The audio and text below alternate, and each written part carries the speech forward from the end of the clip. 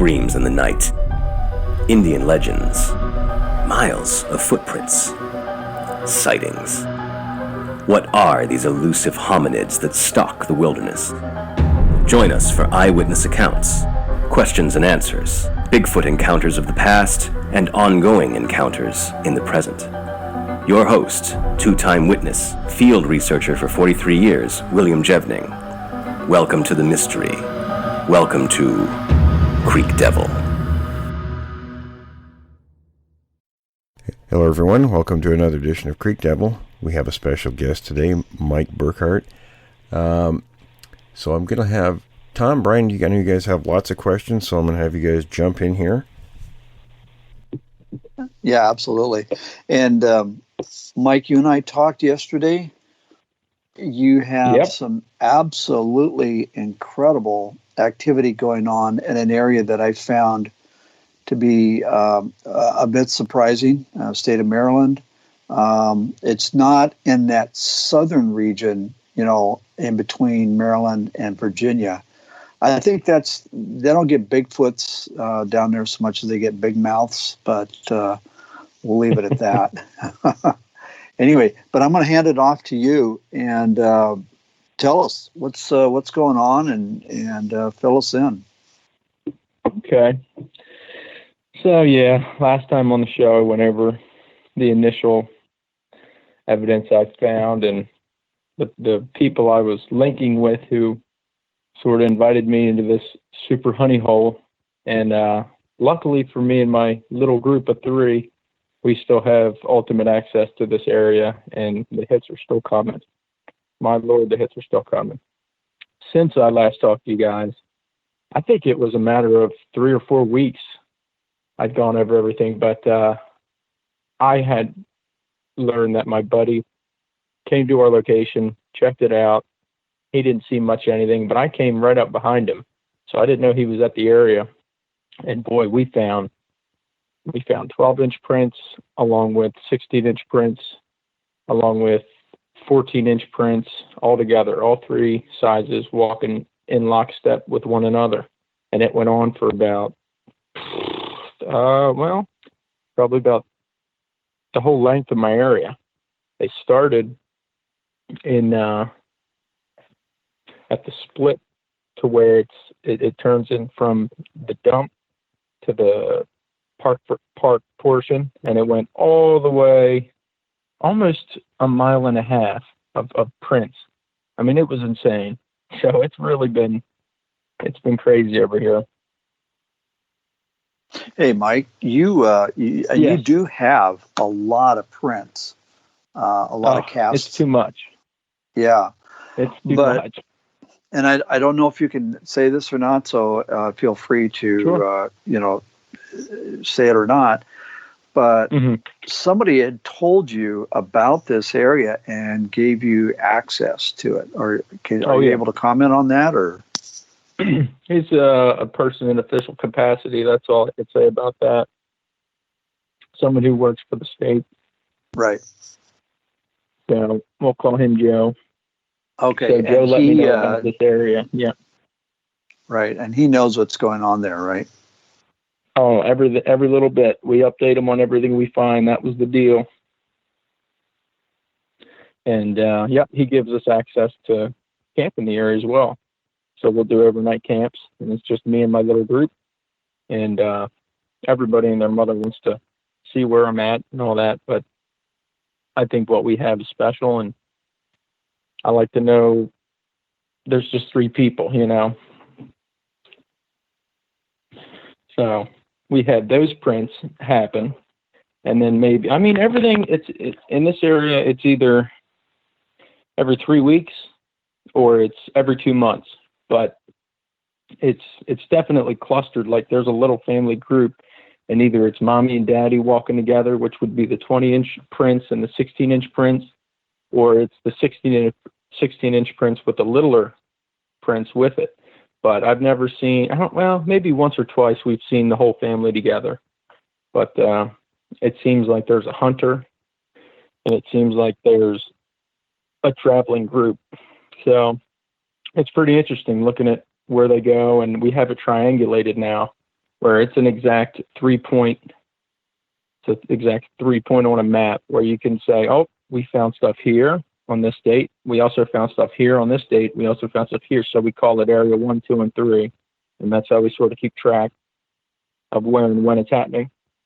And and we just started branching out throughout the springs and camping in each spot.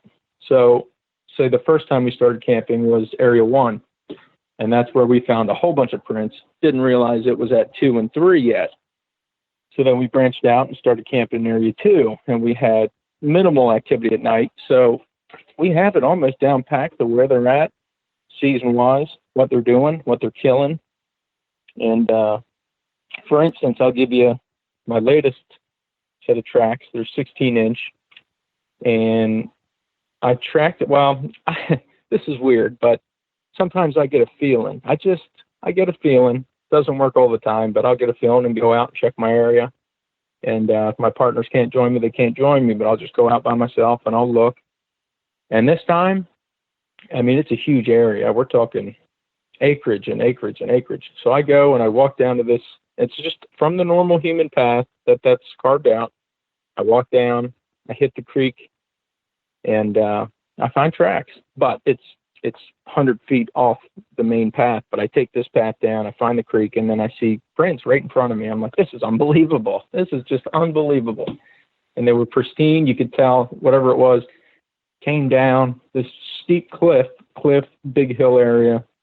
Human wouldn't take that track way. There's no way they would take that path, come down, and it shoots. And you could see deer as well. The deer are perfectly in line with these footprints all the way through until the last set of prints where it looks like it killed whatever was there. So I've got these 4 footprints to start, and it's a right left, jumps the creek, so about an 8-foot leap into this sort of hard sand area, and then it lands with the other foot, next foot, and then up a cliff. And it took me almost 3 minutes to climb this, 15, 20 foot elevation up this hill. And this thing did it in 2-3 strides, like it was nothing. So I've got a cast now that I've showed Will, and it's a perfect dig in with the toes and launches up this hill. And as a matter of fact, after I talked to Will and Tom about this, we saw that there was a handprint. So I saw all this stuff by myself, told my partner, he came and helped me and said, hey, look at this. That's a handprint. And this handprint was probably,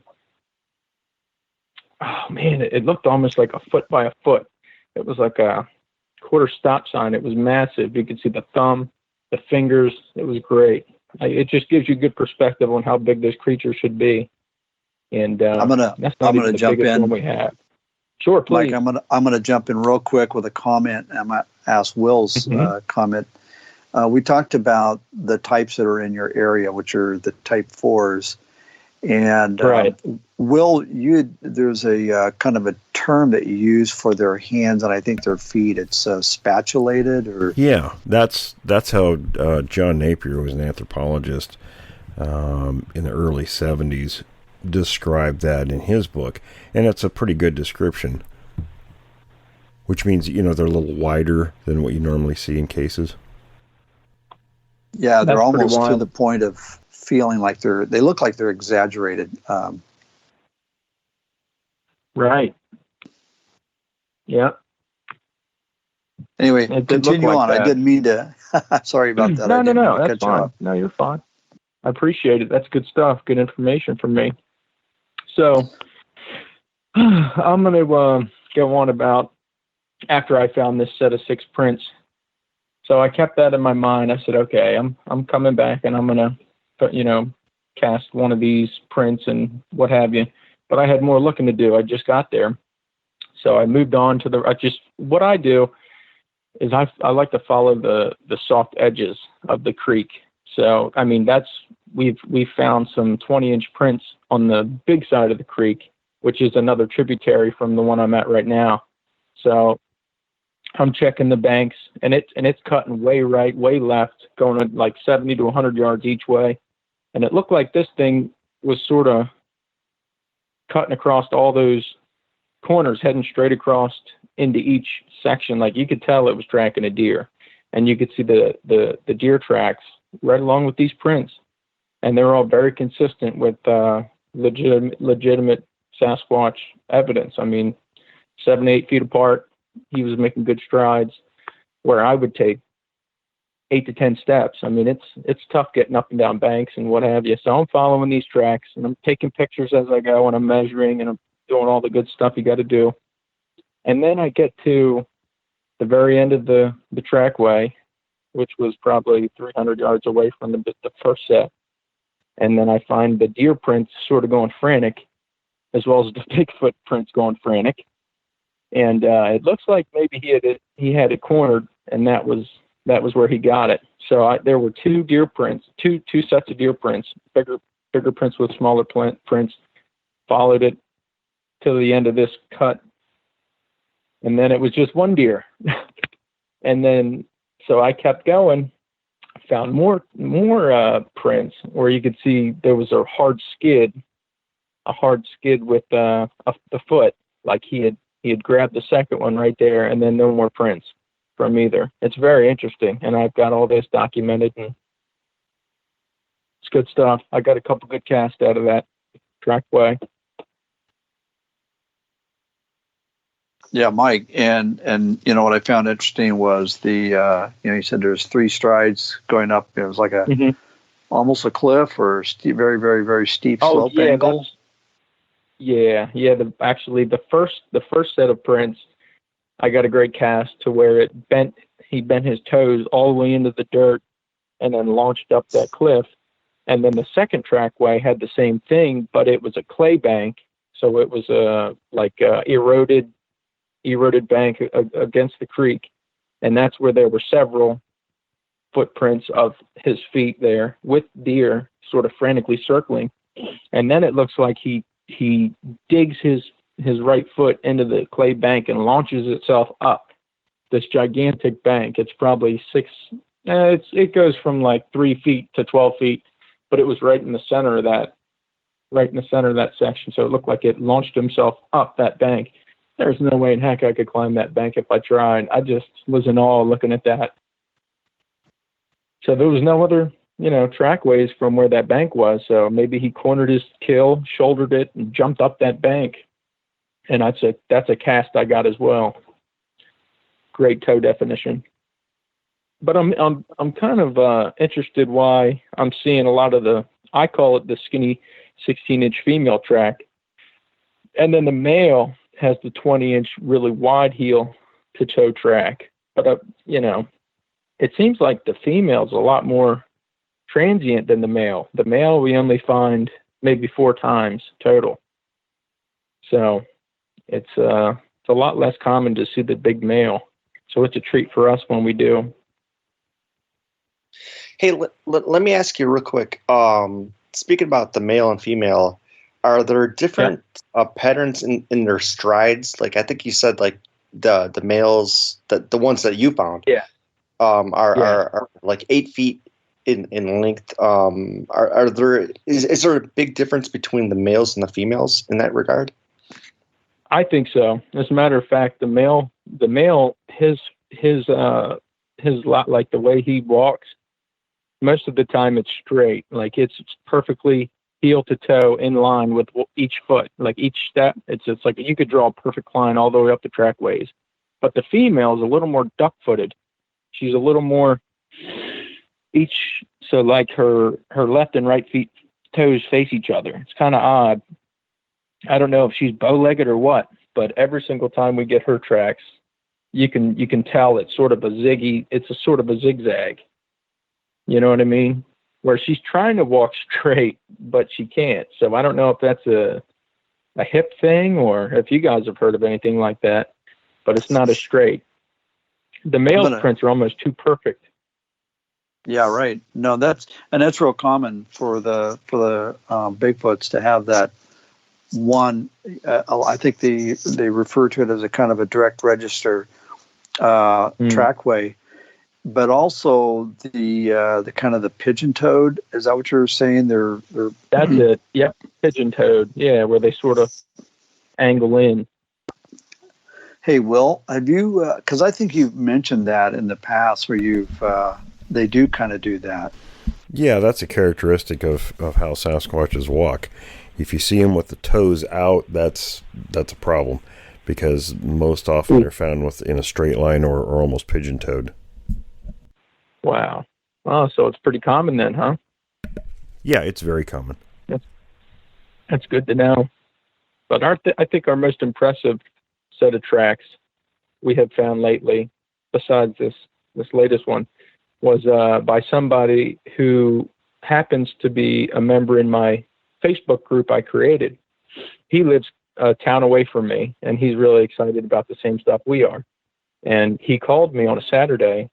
I had to work, shooting myself in the foot. I couldn't go anywhere.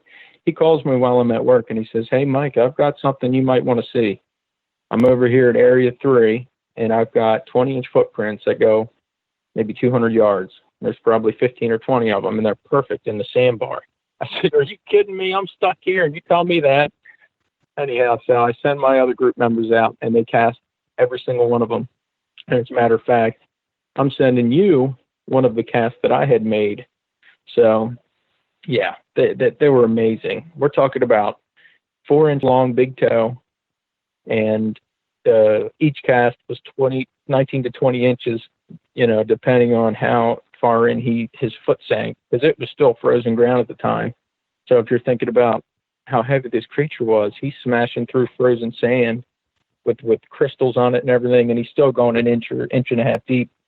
And when we went to go, when they went to go cast, it was still frozen. They weren't leaving any tracks at all. They weren't leaving any indentation.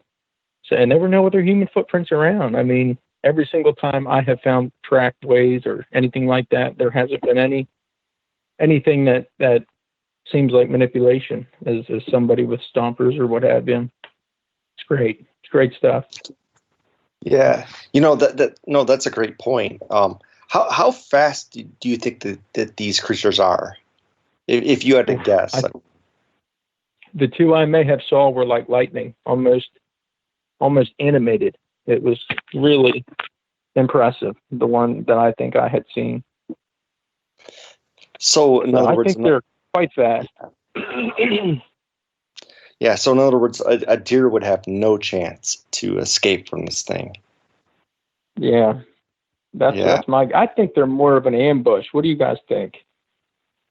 Yeah, exactly. Yeah. I mean, to conserve energy, and they're going to try to conserve energy. That's what a lot of predators do, rather than trying to do a dead run, especially through brush, where you're going to exert a lot more energy. To maximize that caloric intake, you're going to need to kind of hunker down and just sort of wait until one comes along. Then you have that quick burst of energy, you got them, and, you've solved both issues.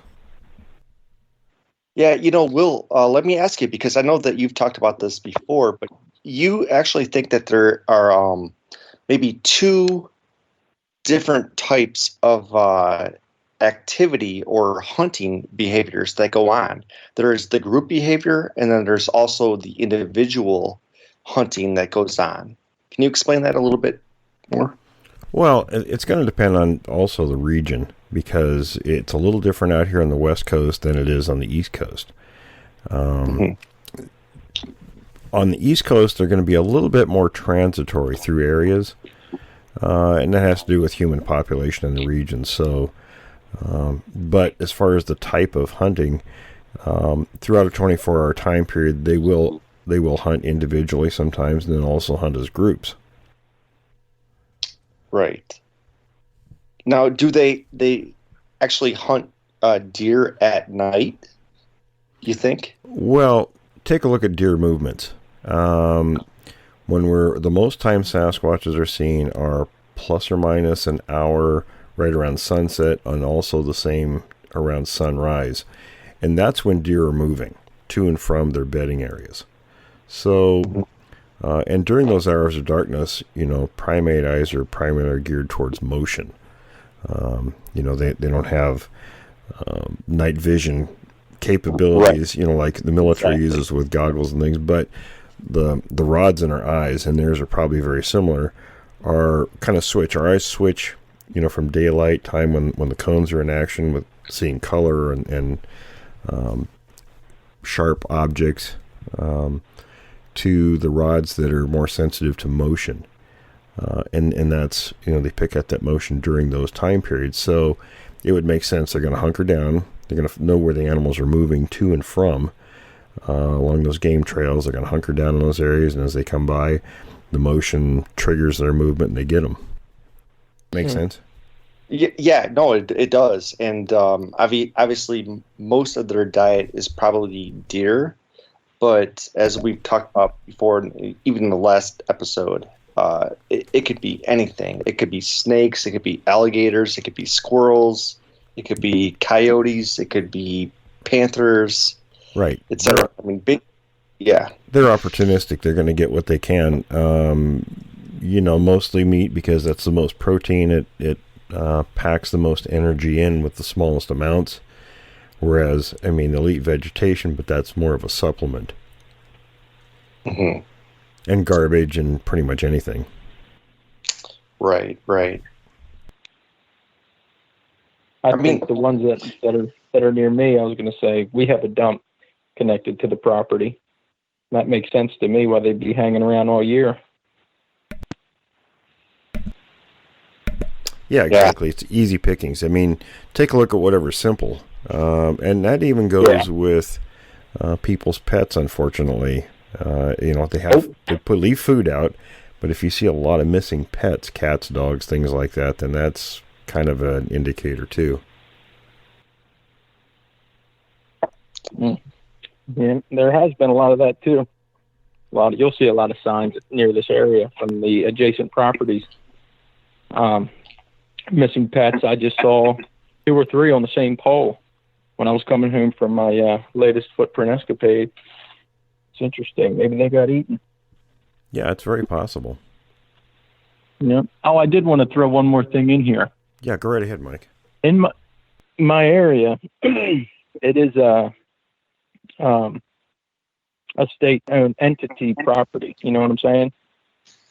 And one of the officials, I guess I can say that worked there, had a visual sighting about a month ago. Do you have details to describe that? Oh, yeah. Oh, I went and I soaked it up and I scraped every inch I could of this. And it's pretty legit, pretty exciting.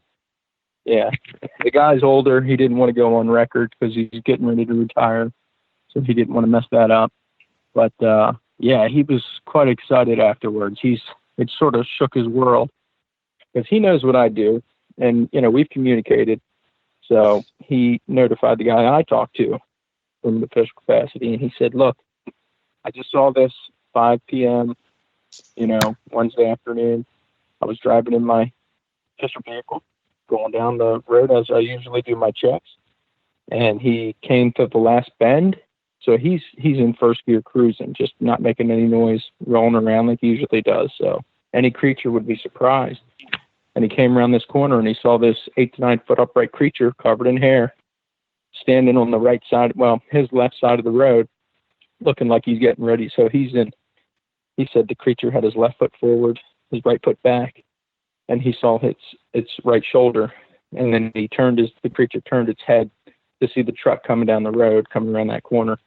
And he saw the face. He compared it to a Chewbacca-like face, but more human than animal.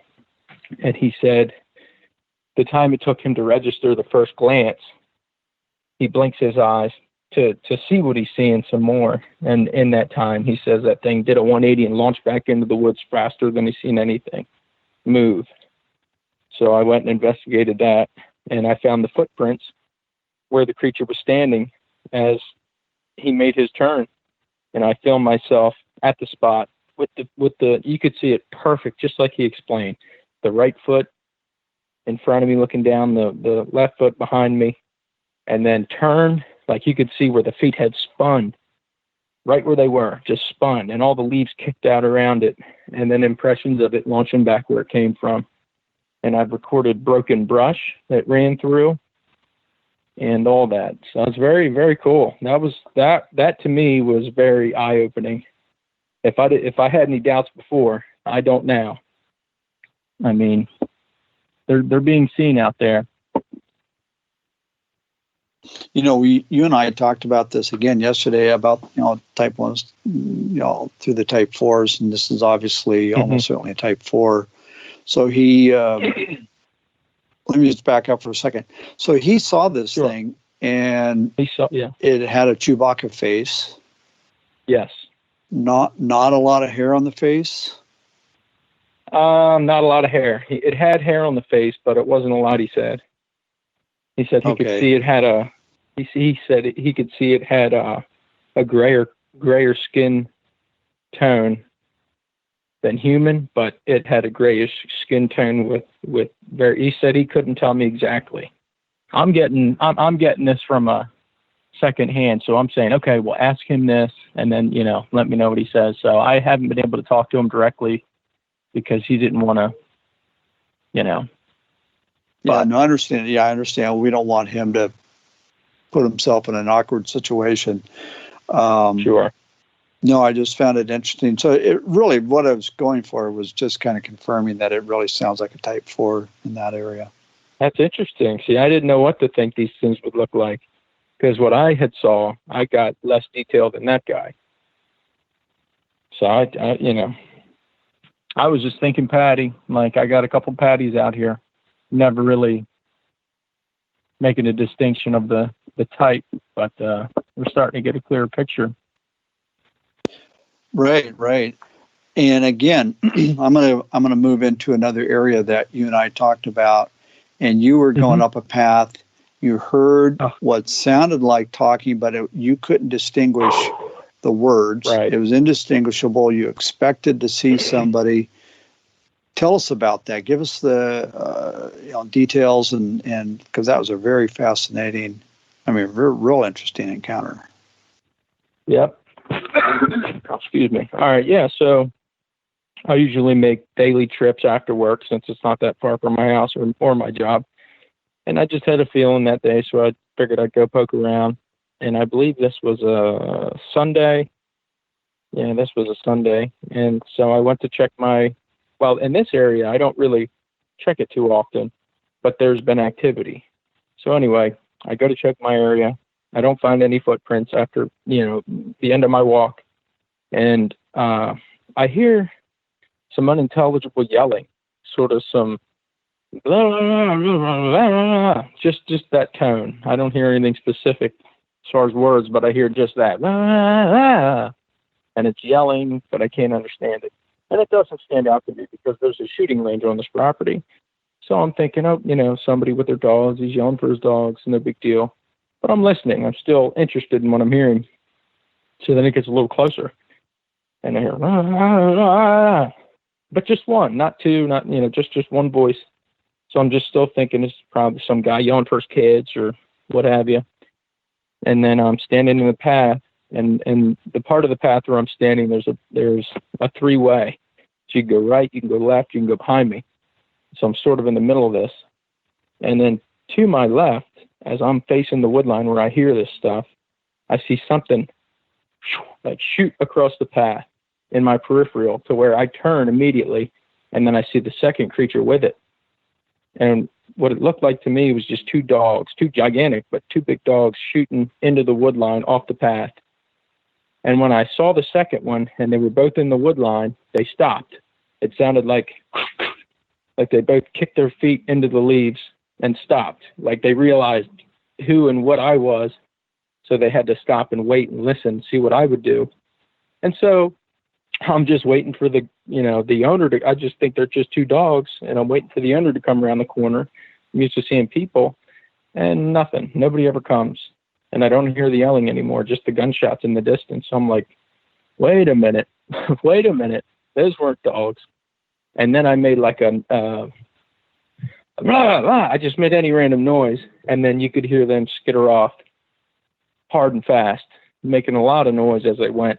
So then I started thinking, what the heck was that? Was that what I think it was? So I ran as full speed as I could around. I know these trails. I ran as fast as I could to cut them off to where my car was parked, but I didn't see them come out or didn't hear them anymore.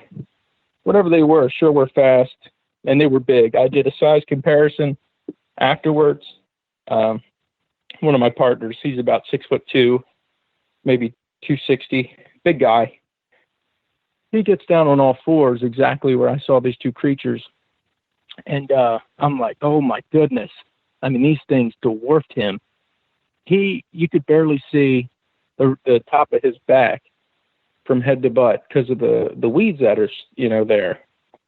And I'm like, oh my God, these things were big. So I measured there, and it seems like each creature had to be at least 7 feet tall. And they were on all fours. I didn't see any tails. And that's the other thing. These dogs didn't have tails. And when dogs run, they sort of stick their butt up and their shoulders up, sort of like a swimming or dipping and dodging motion. When they run, these things were flat-backed in lockstep with one another and just shot right into the wood line. And it was like a flash. They were very fast. And they didn't make any noise until they halted in the wood line. So I'm thinking, oh my God, did I actually see what I think I saw? Those were not dogs. And the more I thought about it, I'm like, they weren't dogs. They weren't wolves. They weren't coyotes. So I don't know what I saw, but they were fast and they were nimble and they were big. You also said you talked about the lack of ears. Oh yes, yeah. I didn't see any ears. You would think you would see a tail and you would see ears sticking up, and I saw round heads. They were perfectly round heads. They were, well, like I said, the first one I couldn't really see the head on the first one too well, just a peripheral catch, but I saw the form. But the second one I saw pretty good as far as its form. But the second one I couldn't see the head very well because it was on the right side of the hip of the first one. So they were that close together. I mean, the head was sort of behind the rear right hip of the first creature. So I saw sort of the head and then the no-tailed butts. Let me ask you this. What about, Sure. They're moving. What about the arms and leg movement? How did that look? Was it? Yeah, you couldn't really see because the weeds, I just saw the bodies. I couldn't intelligibly tell you how the arms or legs looked because there were weeds high enough. Like I said, they covered up my comparison friend to where I could just see the upper part of his back. So basically I saw it from like the bellies all the way to the top of the back and the rump of the second one, so it was sort of covered up by the foliage or the ferns that were high at the time. So I couldn't distinct arms and legs, but just the way the bodies weren't moving like canines. They just didn't. They looked like half of a propane tank skating across the trail on all fours. It was odd. I didn't expect that, and I didn't know what to make of it. So it's possible. That's the area they come to. From the first set of prints all the way to the last week's, they'll come from that way, and they'll shoot straight across, sometimes more left than where they were. But perhaps they knew I was there. I don't know. But they shot straight across. Hey, one question just to ask. So they were walking on 2 legs or 4 legs? Because 4 on all fours. Yep, both of them. All fours. Okay, yeah, that's really interesting. We do hear that a lot, and it is really, really fascinating to hear about accounts that sometimes obviously they walk on 2 legs, but also like in your case they walked on 4 legs. Right. Yeah, none of the prints that I have found since the beginning show knuckle prints or hand prints. Besides, there was a possible spot, like the 6th time I found tracks, and then this latest was a definite handprint. But when we took pictures, you couldn't tell what you were looking at. It just looks like I took a picture of the dirt. But, Brian made a good point that. Well, we do hear that from time to time. We had a guy in Montana on the Flathead Reservation who saw one of these things. It went across the road in front of him, it like a spider is kind of the way he described it. And actually he said the motion and the movement was like somebody going on a, I think it's called a creeper, the mechanics use to slide around into cars and stuff. For sure. That's that's pretty much, that's how I would describe it. It looked like they were on ice or they rolled past me with flat backs, like they weren't moving up and down. Yeah, and you wonder how on earth do they do that? It didn't really hit me. Sorry, go ahead. No, I was commenting. You wonder how can they do that? Right. Yeah, they're the way they move, their physics is pretty dramatic to think about. And it didn't really click until I did that size comparison. I kept it in my mind that maybe these weren't dogs. I was really interested to see what kind of canine did I just see versus was it a Sasquatch? Were they Sasquatch? I was just thinking, okay, let's see how big these things were and just, always follow up no matter what is what I was doing. And then when he got down there, my heart dropped. I'm like, there's no way that is a dog of any kind. Maybe 2 gray wolves with their tails chopped off, but that's about as close as it could get. Right. Yeah. Absolutely. Hey, do you think that, like, in your future experience too, do you think that like these creatures are going to kind of scare away a lot of the other creatures in the area, like in terms of like people that tent and go out camping and so forth? I mean, do you think that these creatures are going to be kind of a big predator for them, or what do you think about that? Well, they've tried to scare me off a few times. There's no doubt about that. I have audio footage of them pushing trees down twice, 50 to 100 feet away from me while we were camping. Well, the first time it was while we were camping, and it was Saturday night, and we had been hearing cracks and pops and snaps and little hoops and whistles all night, but we couldn't get close enough for them to register on our phones or recording devices. So we were just kind of hanging out at that point. And it was about 4:00 in the morning before day broke. And my partner was using his flare, and he was filming something. He thought he saw something, but it was probably a raccoon. But within that audio, you hear boom. It was a massive tree push. And we have that on, I meant to send that to you guys. I could probably still send it to you. Tree getting pushed over, and it was close. It was it felt to me like maybe probably 50 to 80 yards away. And nothing after that. Everything was quiet, and nothing else happened that night. Maybe they were like, get out of here. We'll come back when you're gone, sort of thing. But they pushed a tree over. And then the second time was about 2 weeks ago. I went to go check this new nest out, and something pushed a tree over.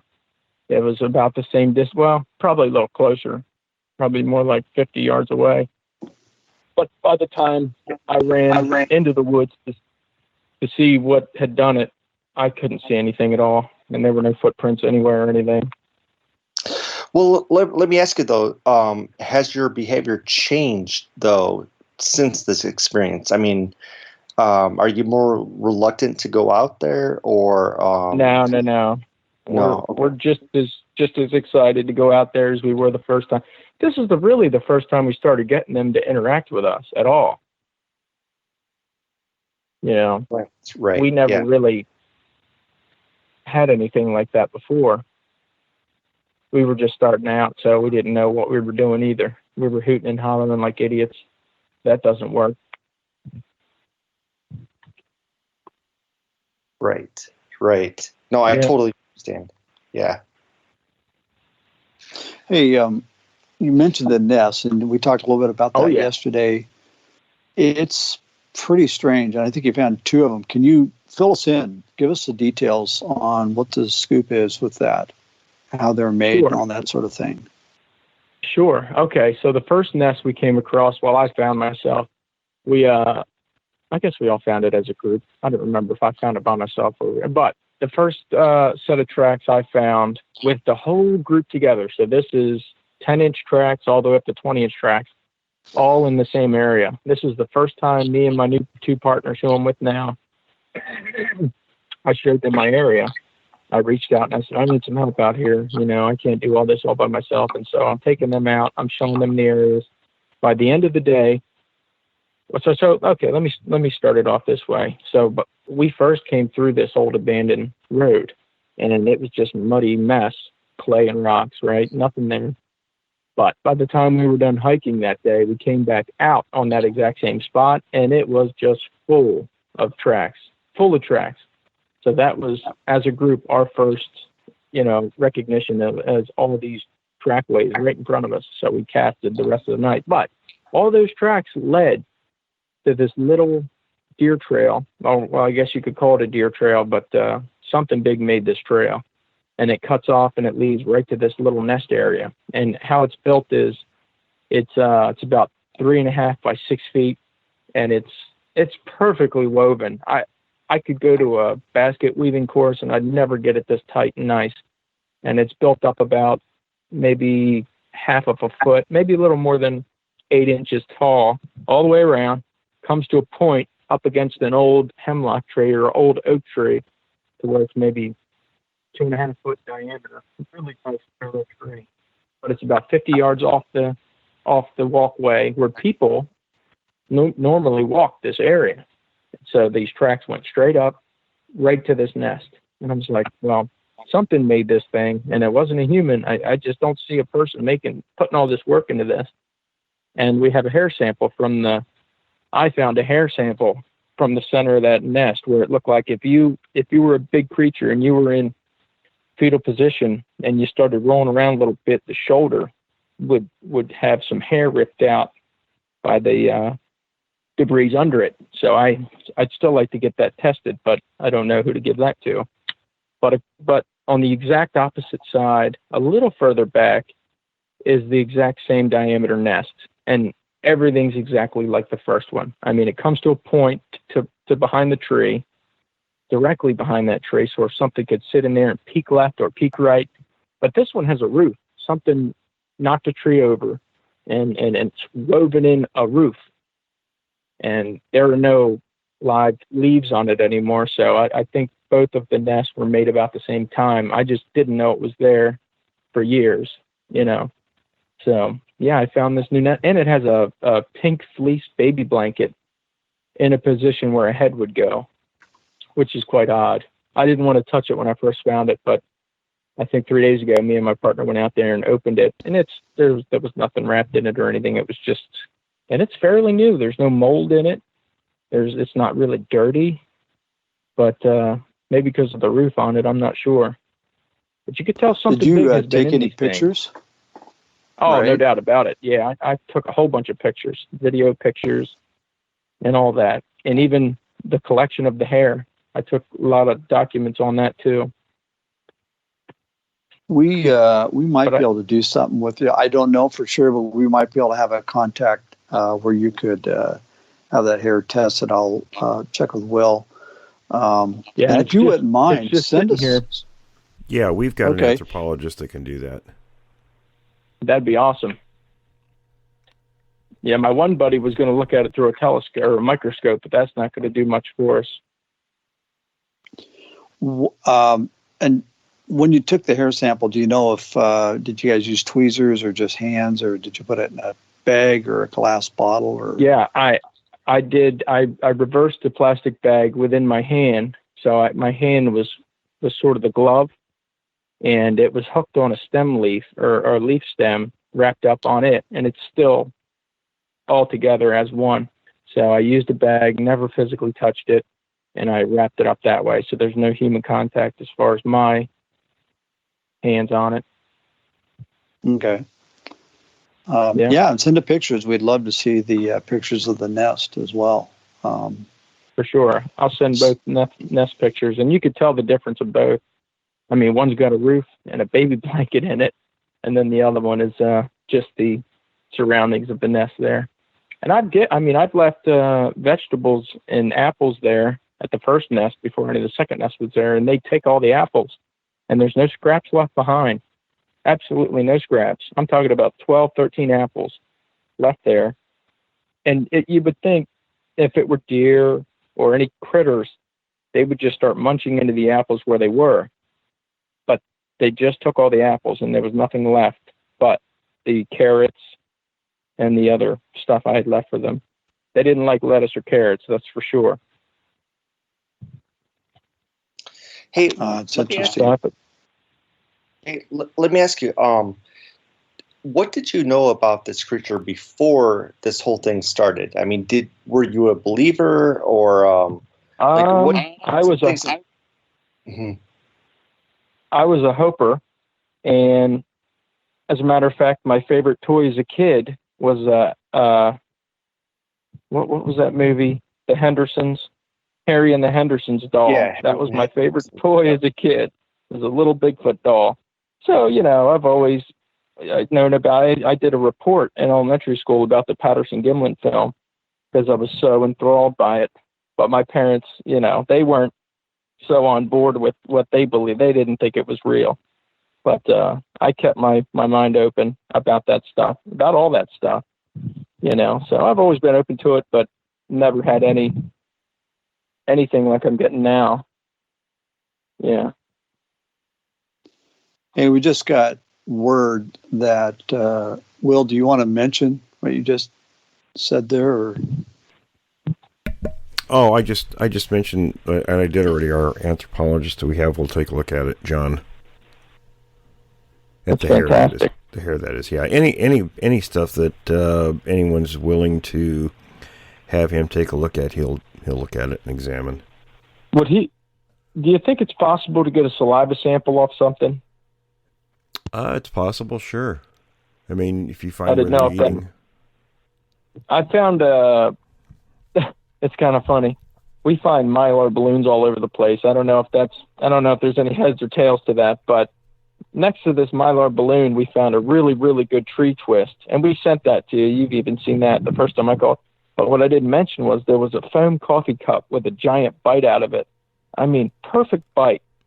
And you could see where the teeth are and everything. So I didn't know if there'd be some sort of way to pull any kind of evidence from that. I actually have a top-ranked biologist also that will look at things. Yeah. Okay, cool. I want to go into that. Yeah, privately, I can send you their contact information, whichever one you want to have sure. things sent to, and I'll notify them ahead of time that something is coming for them to look at. Yeah, okay. Yeah, whatever I find, you're my guy, Will. You'll see you see all my Facebook stuff. I send you on Messenger. I don't really want to go to anybody else, because God knows what their intentions are. I trust what you're doing. I like what you're doing, and I'm happy that you're my numero uno with my stuff, because I'm not looking for fame. I'm not looking for money. I just want to show people what's going on. That's all. I appreciate that, Mike, and that's our aim, is to get a look at things and not necessarily make a big name or show of anything. It's we're trying to get to the bottom of what's going on. Sure. Yep. And I don't plan on traveling anywhere like Northern California or Tennessee, somewhere to go squatching. I'm happy with what I got going on. I don't need to go anywhere. It's all right in my backyard, so I'm happy to just do what I'm doing. And you've got some interesting stuff going on there. It's unreal. It really is. And I had a lot of doubters. I mean, they're like, "Are you kidding me? This is the same guy with more footprints?" I'm like, hey, it is what it is. I don't know what to tell you. I refuse to debate people about if it's real or not, because I just don't want to waste my energy on that. You take it or leave it. That's the way, that's the way I am. You like it, you like it. You don't, you don't. If you have a question, ask me. But, yeah, I mean, I'd be hard pressed to find anybody with as much evidence as I have had in the last 3 years. It's really something special. Yeah, I got to agree with that 100%. And, I love the idea that something took a bite out of a. I'm just going to comment on that. Out of a styrofoam cup. I mean, generally speaking, I think most people are going to be having aversion to biting into a styrofoam cup. Texture-wise, yeah, fine, but the taste is no. Right. But the question I have for you is, you and I talked yesterday, and we went into a little bit of detail about sound frequencies and infrasound and other possible frequencies. And you know where I'm going with this. My heart's dropping already. Fill us in on that little episode. Yeah, I can't believe I forgot to bring it up the first time I called Will. I mean, that was a big deal for me, and I just sort of didn't really think about it until later on. As a matter of fact, when I first met my new partners, they wanted to know my background on what the area was like, and then I told them that story and was like, oh my God, that was weird. So I learned about the 3 20-inch footprints that first appeared in my area. And my official friend told me, so I went check those out. And then this was November 17, so it was snowy and nasty. I'm on the East Coast, so it was yucky. But I was too excited not to go look at nighttime. So against my better judgment, I went out there by myself without telling anybody, close to midnight. And I had my, I was super green too. I didn't know what I was doing, but I had my giant light. And I was all bundled up, and I jump out of the driver's seat of my car because I parked, ready to go in the woods. I go to reach to my back door on my car, and I can't move. I'm stuck. I feel like I can't move my eyeballs. I can't move my feet. I can't move my hand. I'm just stuck there, holding my breath, not being able to move. And I don't know why. I'm not really introspective at the time, but I'm just stuck.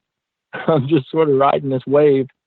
And then I hear woodpeckers in the wood line, and then it snaps me out of it, and I'm fine, and I carry on like nothing ever happened. I don't even think twice about it until later. I'm like, why the heck was I standing there for 30 to 40 seconds? It was weird.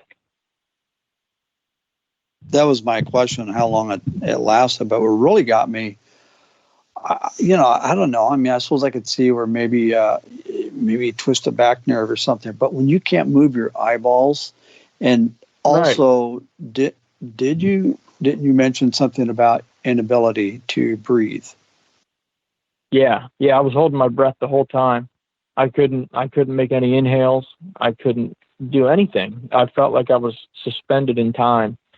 I just could not move. But I didn't hear anything. No, I didn't feel anything. I didn't hear anything. It was like I made some, I don't even know how to explain it. It was odd. It was odd. Right. And nothing since then. Which is a good thing. Yeah. In I'll my tell you book, what, though, right? my one partner, he gets feelings and he gets freaked out. But me and my other partner, we don't get any of that. So I don't know if that's a personal thing for him or what. But he gets goosebumps on his arms and all that sort of stuff. But we don't feel it. So I don't know what to make of that. That's probably just his thing. But I don't know. It's odd. It could be his thing, or it could be that. Or I also wonder if maybe some people react differently, or possibly more sensitive to. Probably. But there's been some speculation that these creatures can do infrasound, and perhaps they can do other frequencies that are inaudible to the humans, but they have an impact. They have some sort of an effect on us. And again, so like your moment where you were frozen there, okay, sort of immobilized. Right. If it is a sound frequency thing that has a physiology, affects us at a physiological level, well, that's more of a down-to-earth explanation, right? It's sure. Something worth. I think if we ever get to the point where they actually find these creatures, and becomes acknowledged, that's only part of it. of the interest that, they exist. I think it'll be far more interesting to find out their behaviors and capabilities. Sure. I'd agree with that. I'm trying to think if there's anything I didn't mention. Oh, there probably is. There always is. I found a baby set of toes. I don't know about a baby, but I was bummed out that there was no heel strike for me to measure. But I was thinking to myself, what left this trackway? Because it's wet ground. It should have left behind and in front tracks, but it was just one single track on the very edge of where there's usually tracks, and it was only about 4 inches wide, and the smallest trackway toe that we have found is 6. So we did find a little 4-inch set of toes, which is pretty cool. That's about the smallest we've found since being there. So I don't know if that shows for there's a new one, or we just didn't know about it. Maybe he was being carried and he's a little bigger now, and now he's leaving his feet. But that's pretty cool. And that's by the nest. Oh, okay. That's very interesting. Mike, how long do you think? Do you have any? Oh, yeah. I was just going to. Sorry, guys. It's fine. How big roughly do you think the prints were? I mean, with 7 inches. 7 inches. Yeah, that's a fairly young one. I'd say 4 inches. Go ahead. No, I would say 4 inches wide. I was going to say 4 inches wide at the toes, and then there was no heel with that. But before that, my partner found one that was 7 inches, 4 inches at the toes. So I think maybe we were looking at the same creature leaving the same trackway, but no heel on the one I had found. Right. Yeah. Yeah. Definitely. And I was so going to say pretty cool. The smallest print I have I have a personal collection. It's just sort of something I like, because you get information from it. And the smallest print I have is actually 3 inches long. Sent to me from a guy in Washington State. It's pretty dramatic. Tom, you've seen, and I think Brian, you've seen the picture of it. And Mike, I'll show you a picture of it too. I would love that. Yeah, that sounds cool. But I'm obsessed with the baby prints. I love that. My favorite print that we ever got, I call it the Flintstone foot, and it looks like a little fat foot male, and it's got 6-inch toes, and it's about 10 inches long. It's a really cool footprint. Yeah, we just sent a photograph of prints from a guy, and I can't remember. We're going to interview him next weekend, but I can't remember exactly where he's at. But those, and he didn't measure them. He said he wears a 10-inch boot, and they're about the size of his foot, but they're very classic. Yeah. They're Sasquatch, no doubt. Well, I find it interesting, the differences within the possible male, possible female category, because I have found, say for instance, the 10-inch I was talking about, that heel was, I don't know the dynamic, but it was wider than the bigger ones. So the heel's skinnier on our 12-inch than it is on that little 10-inch. So I don't know if the little fat 10-foot is a male and the bigger, skinnier female foot is female. It's hard to... It's really hard to tell. That's so fast. Yeah. I was just about to ask you, both of you, about if there's a difference between the male and female. And what you're finding is that there might be a difference. So that's might be. Yeah. And again, that might go along with the different variations too. Good point. Yeah. Because out here in the West, it's really difficult. You really can't tell the difference between male and female. They're very similar. Sure. Yeah, I've seen some ridiculously wide feet on some posts, like 8-inch heels, and I'm like, holy smokes!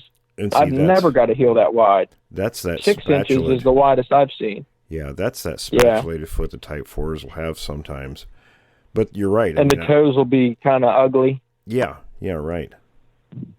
Yeah, because my toes are beautiful. They look like somebody painted them with an art brush. They're perfect. You've got some great tracks there. Some really good ones. It's unbelievable.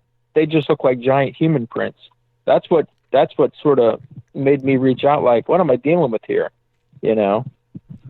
But not to mention, I meant to tell you, on the 16-inch tracks, I have examples of dermal ridges and mid-tarsal break from 3 years apart, and they're exactly the same. So that's pretty cool. That is very interesting. Yeah, mid-tarsal break, and just like we have fingerprints on our fingers, it seems as if these things have vertical lines on their toes. Absolutely. Hey, Will, just one question about the spatula marks. The Does that mean spatulated that foot. Yeah, does that mean that they're slower in terms of hunting than other groups, or? No, it's just the way their foot's designed. Oh, okay. Interesting. Okay. Good stuff. I appreciate you guys having me on. This is a good time for me. It's a treat for us, and Yes. I got a comment and a question. The comment is on those the two sets of juvenile or baby prints. It's a male and a female. You could maybe call one Pebbles and the other Bam Bam. I love it. You got to be a certain age to appreciate that. And but the other question I had: do you have any questions for us? I'm sure I had about 12 yesterday, and I should have wrote them down. But I've got a direct link to Will. But that's right. Yeah, just contact us anytime, Mike, and anything you want to ask or talk about. Absolutely get in touch with us. Fantastic. I appreciate you guys and what you do. Yeah, because I don't know who to talk to. It's tough for me. I don't want to. It's tough for. I don't want to give my area up, and I had a sighting, and I don't even know if my wife believes me. I'm sure she doesn't doubt me, but she didn't see it. So what's she to say? Sure. But it helps to have a supportive wife in this too. If you have a wife that doesn't like you going in the woods and getting 12 ticks on you and bringing them in the house, you're going to be in trouble. Yeah, you need a good partner for this. That's for sure. That's right. Well, fellas, listen, need a good supporting cast. Absolutely. Yep. We're out of time. So, Mike, much appreciated. And I don't know if you want us to, we can put contact information for you if people want to reach out in your area to you on the website. Okay. Sure. I've got a truck stop next to me. I'd love to hear some of their stories. Okay. Do you want to just send that to Tom or give it to him now, or how do you want to do that? Mike, why don't you shoot me an email? Send it to me, because we just talked to a gal a little bit ago before speaking with you. And she's on the East Coast, and she wanted to reach out to you. Her and her husband go out quite a bit. They're up in Massachusetts, so a little bit north of you. And they get a lot of activity, too. Oh, wow. Massachusetts. Very cool. Yeah, I'd love to hook up with some people. I can't promise I might show them my area, but there's still some areas I haven't searched yet that are open to look. All right, everyone. Well, listen, great chat, Mike. Stay in touch with us, and we'll bring you back on as you get updates. Sure thing, guys. Stay healthy in this mess. All right, everyone. Well, stay tuned for the next segment.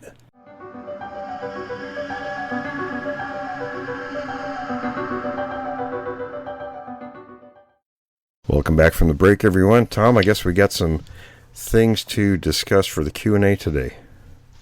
Yeah, we got some folks have sent in some really good questions, so thank you so much, and keep them coming in. We really appreciate it. Absolutely. All right, we've got the first one here from a gentleman named Chad, and Chad has written in a few times. So Chad, thank you very much. Okay, so he wants to know, Will, what are your thoughts on the possibility that Sasquatch has a language? He says, I know that animals communicate with each other. He says, however, after listening to a couple of purported recordings of the alleged Bigfoot talk, there seems to be an intelligent, complex structure to the sounds. With that being said, is it too far off the deep end to say there might be another hominid species walking on Earth with us? Well, my opinion is they are another hominid species. Now, whether they have a language, we don't know. And we can't really base that off recordings because, here's the thing. You can speculate, sounds that are recorded, things like that. But unless you actually observe the creatures, doing that with one another, an interaction with some kind of and chimps do it. I mean, now whether it's a language, I guess some people would classify it as such, some don't. I guess it depends on the level of ability and intelligence. So really those are kind of unknowns. So I'm just going to kind of leave it at that. It's something we don't know yet. It is a interesting speculation, but yeah, it really requires field work and some sort of verification. Yeah, absolutely. All right. So we're going on to the next question here. And this one says, Will, Lee is a researcher that you've interviewed in the past. At the end of an interview in 2018, you both discussed several areas of discussion that you were planning for future shows. Maybe, excuse me, maybe you could have him on again, as Lee was excellent. Another question I have is how to keep these things out of my yard. I saw one last year at this time. It had been watching me work on my porch, and I've had other incidents over the years. I live alone and don't even have a dog to alert me. I have a game camera up, and I don't care if I'm trying to read his writing here. Okay, he says, I live alone and I don't get its picture. I just want it to stay away. Yes, I am nervous. I don't even like mowing my yard. Okay, so any suggestions you would have would be welcome. Do you have any other reports from Vermont? And this is Margaret.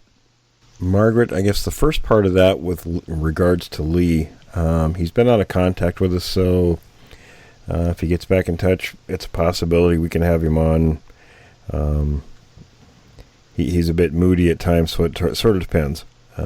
It's an unknown just yet, so if we can get him, we'll have him back on. If not, then we won't be able to. As far as keeping him out of your yard, the first thing is make sure there isn't a lot of shrubbery, brush, things like that, between, let's say, the edge of your yard and your house. That way, because they use that as cover, getting close to a house.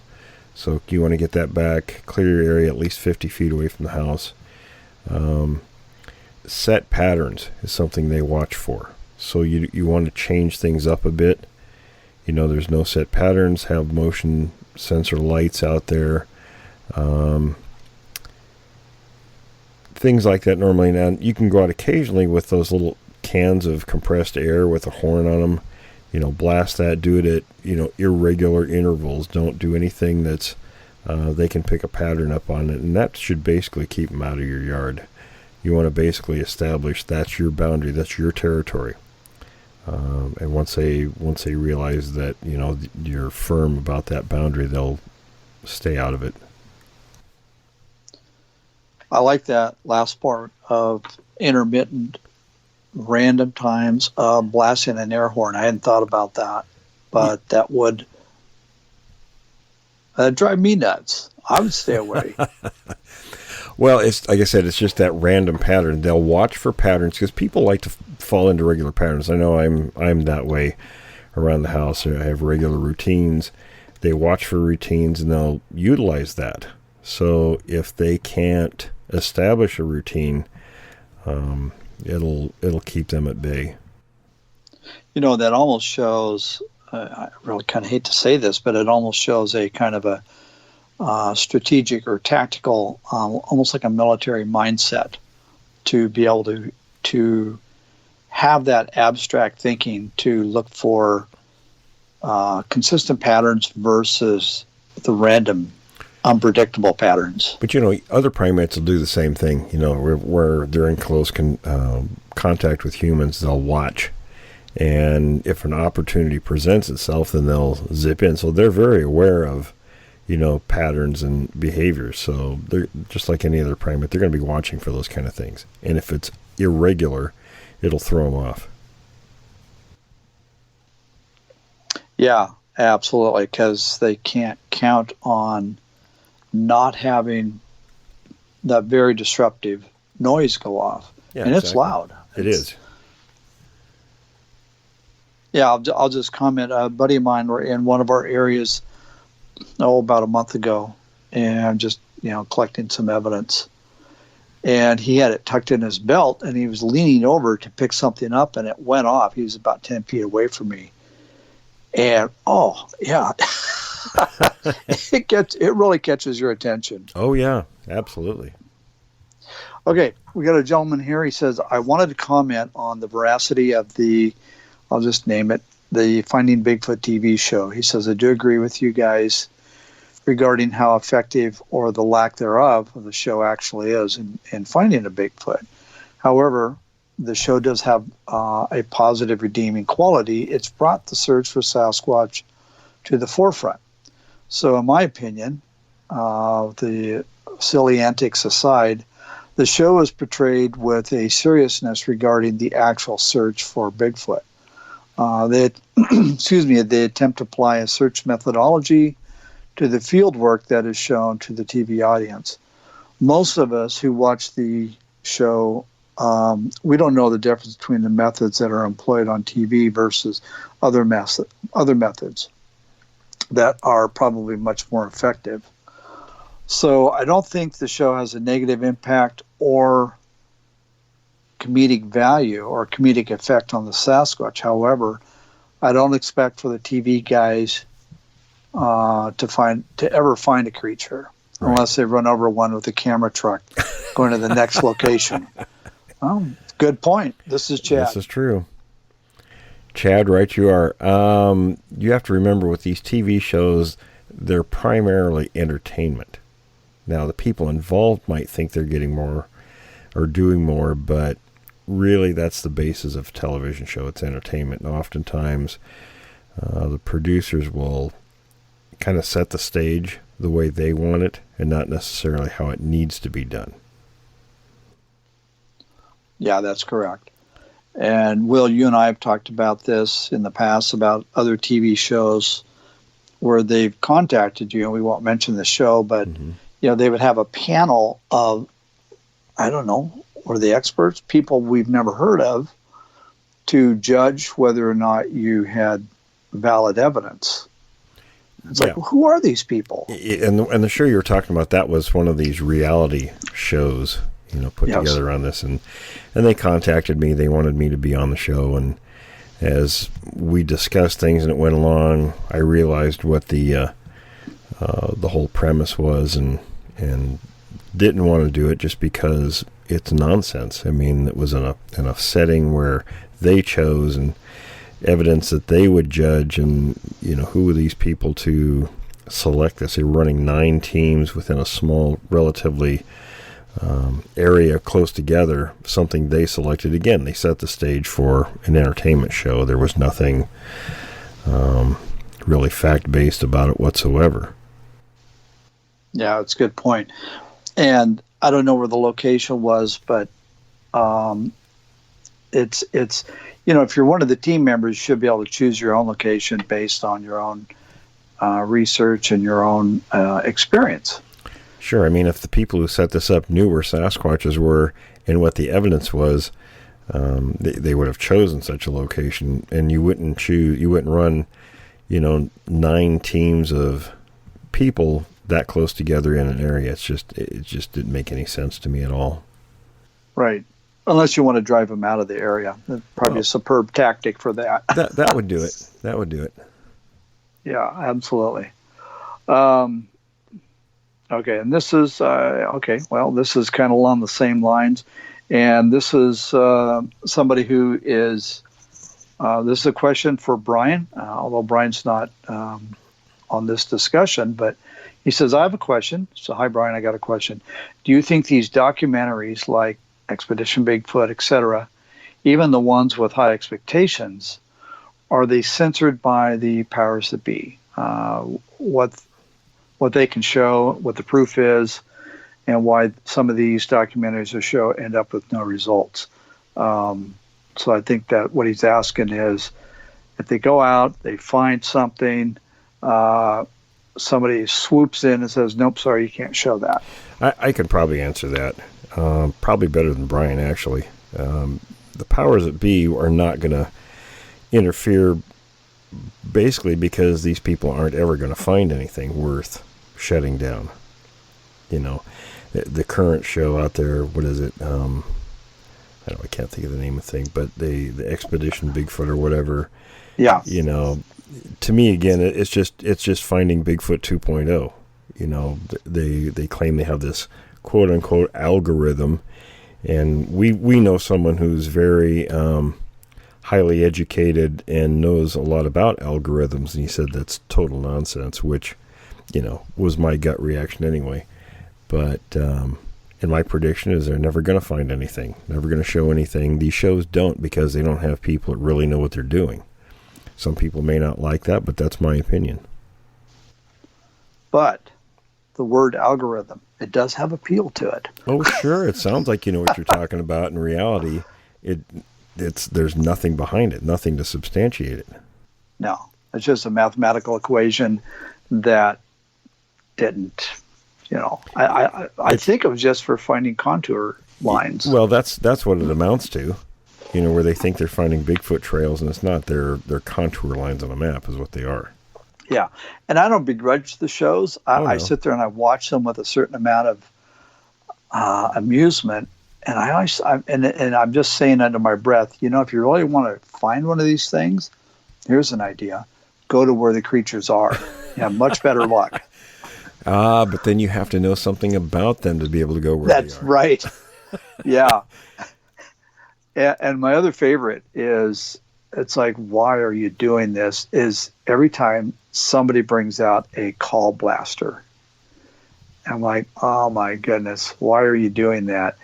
It doesn't have the frequency range. You know, these creatures probably have octaves that go very, very low, very, very high, and they run them concurrently. And they can recognize it's not one of them.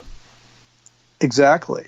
I mean, they have a head count. They know how many of them are out there, and if it's something different, especially sounding human, and they're going to understand it. They're going to know that very intimately. Right. And they're not going to respond to a human. They won't. They may, in their own language, which we can't hear at a different frequency, be whispering to each other, there's a ham sandwich. Say, oh God, here we go again. Yeah, there's a ham sandwich. Come on, boys. Maybe bring 2. Yes, right. And some mustard. Okay. Yeah. All right. So here we go. Scott's got a question. He says, any updates, and I'm with you on this, any updates with your contact in India?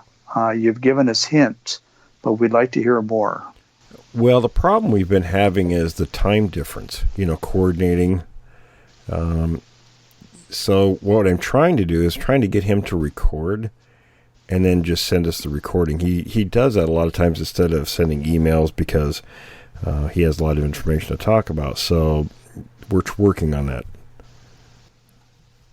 Right. Or the alternative is we could all get up at 1 or 2 in the morning and do the show. Yeah, because what did he say? He's, I think, 13 hours ahead of us. So and then with his work schedule, it's been really difficult to coordinate that. Yeah, but I think that would be pretty interesting, because I would love to hear about this sort of information. You know, it'd be great if we get some witnesses from India to talk about the Yeti, you know, their experiences. Yeah, because you know they have them. He's a fascinating guy, and all the things he's told me are really fascinating. So it would be, especially if we could get some of the locals to talk. I don't know if they will or not, but we can certainly put that out there. If anyone is willing to talk to us from India, we'd love to hear from you. And you and I have talked about this a little bit, that I think there's some the special forces over there are very familiar with the creature. Yes. And that's from our contact. Actually, I was just remembering that in the Jevning research group, we do have a different guy over there who finds tracks and things, so we might be able to get him on the show. Oh, that'd be great. Okay, the second question Scott has is, can Will divulge any more information about these mountain giants? He briefly mentioned a few shows ago. There are hundreds of newspaper articles about farmers digging up enormous-sized skeletons in the 19th and 20th century, early 20th century. And he mentioned an author, Richard Dewhurst. So what do you know about that? The giant bones and all that sort of thing? Well, I don't know about the bones and all that, but my contact is going to tell me in person more information. He just doesn't want to communicate a lot of that through electronic means. So that's pretty much all the information I have at the time being what we talked about before. And if we get more, then we'll talk about that. But that's sort of on hold at the moment. I do want to comment, though. We had our anthropologist, John, on the phone a while back. Maybe this is what he was referring to. And I thought it was interesting. John had said that he thinks there's a real good possibility that there's some misidentified Sasquatch bones sitting in boxes in a warehouse somewhere, waiting to be labeled, again, misidentified, and just languishing in some box. Oh, I can tell you from firsthand experience, not with Sasquatch bones, but when I first started college many years ago, I took a real interest in the archaeology department and volunteered to work in the lab. And it was just basically, processing stuff that was brought in from digs. And, you put the catalog number on it and clean them and things like that and put them in boxes. That was required by the state. You had to keep this stuff in certain types of boxes and had to be processed a certain way. And then it would sit there and there were, Lord knows how many boxes in each facility. Each university and college has these and probably other facilities too. And the stuff just sits there unless someone, and usually a student at some level, master's or PhD, takes an interest in that particular either location or group that you're studying. Typically it's Native American ancestors. And unless they take an interest in that to do a study on it, that stuff just sits there. It could sit there indefinitely. And the same with bones. if there's a random bone, lots of random bones, human bones, or what appears to be human bones found out there. And John said that some of the Sasquatch bones may be, at least by the untrained eye, virtually indistinguishable from what they would believe human remains are, and they would classify them as human remains. But if you find a finger bone or something like that, which is often the case, it goes to some facility and it sits there because they generally don't take an interest in that. And you think about it, in some regions of the country, the Sasquatch might only, their typical size could be up to 7 feet, but they could be, you could have a pretty substantial population that are in the midway point. So they, if they died for whatever reason, natural causes or whatever, but they were only somewhere between the 5.5, 6.5 foot size. Absolutely. Those bones, and if they were discovered, if they're preserved properly, in some environment, sure, yeah. And you actually have a real interesting story of somebody that I don't know if you knew the story, where a couple were canoeing and they found a skeleton on a lake shoreside. Or that was in one of John Green's books. Actually, it was a couple who would go prospecting on their vacations up on the western coast of British Columbia. And on their way out to their canoe, they found a partially decomposed corpse of one of these creatures at the lake edge. And after some discussions, the wife wanted to bring part of it out. The husband said, we don't have any room. She stuck its jawbone in one of the packs and without him knowing, and took it home. And it sat on their mantelpiece for 14 years before the house burned down, and it was lost. But people would come over, and it was large enough where they could hold it up and put it all the way over their faces. It was that wide. See, now that's a little bit disconcerting. Yeah, so I mean, remains can be found and have been found. But they end up as, these anecdotal stories in books here and there, and there's nothing else ever done. Of course, the remains aren't available for study, but even today... What was the time frame of this story? If John Green wrote it, this probably goes back, 50s, maybe the 40s? I'm thinking the 1940s. I think that's when it was. Okay. So that would have predated the huge public interest in this topic. Oh, yeah. Okay, so we got a question here, and this is, again, we're getting to this language topic.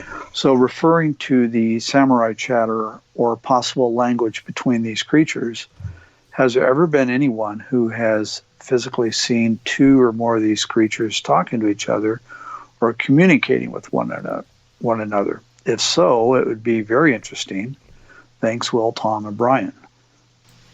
Well, I've spoken to a few people who claim they've witnessed, a couple of these things in close proximity to one another, muttering like this. But whether that's, whether it's language or not, again, that's up in the air, because you can see chimps doing the same kind of thing.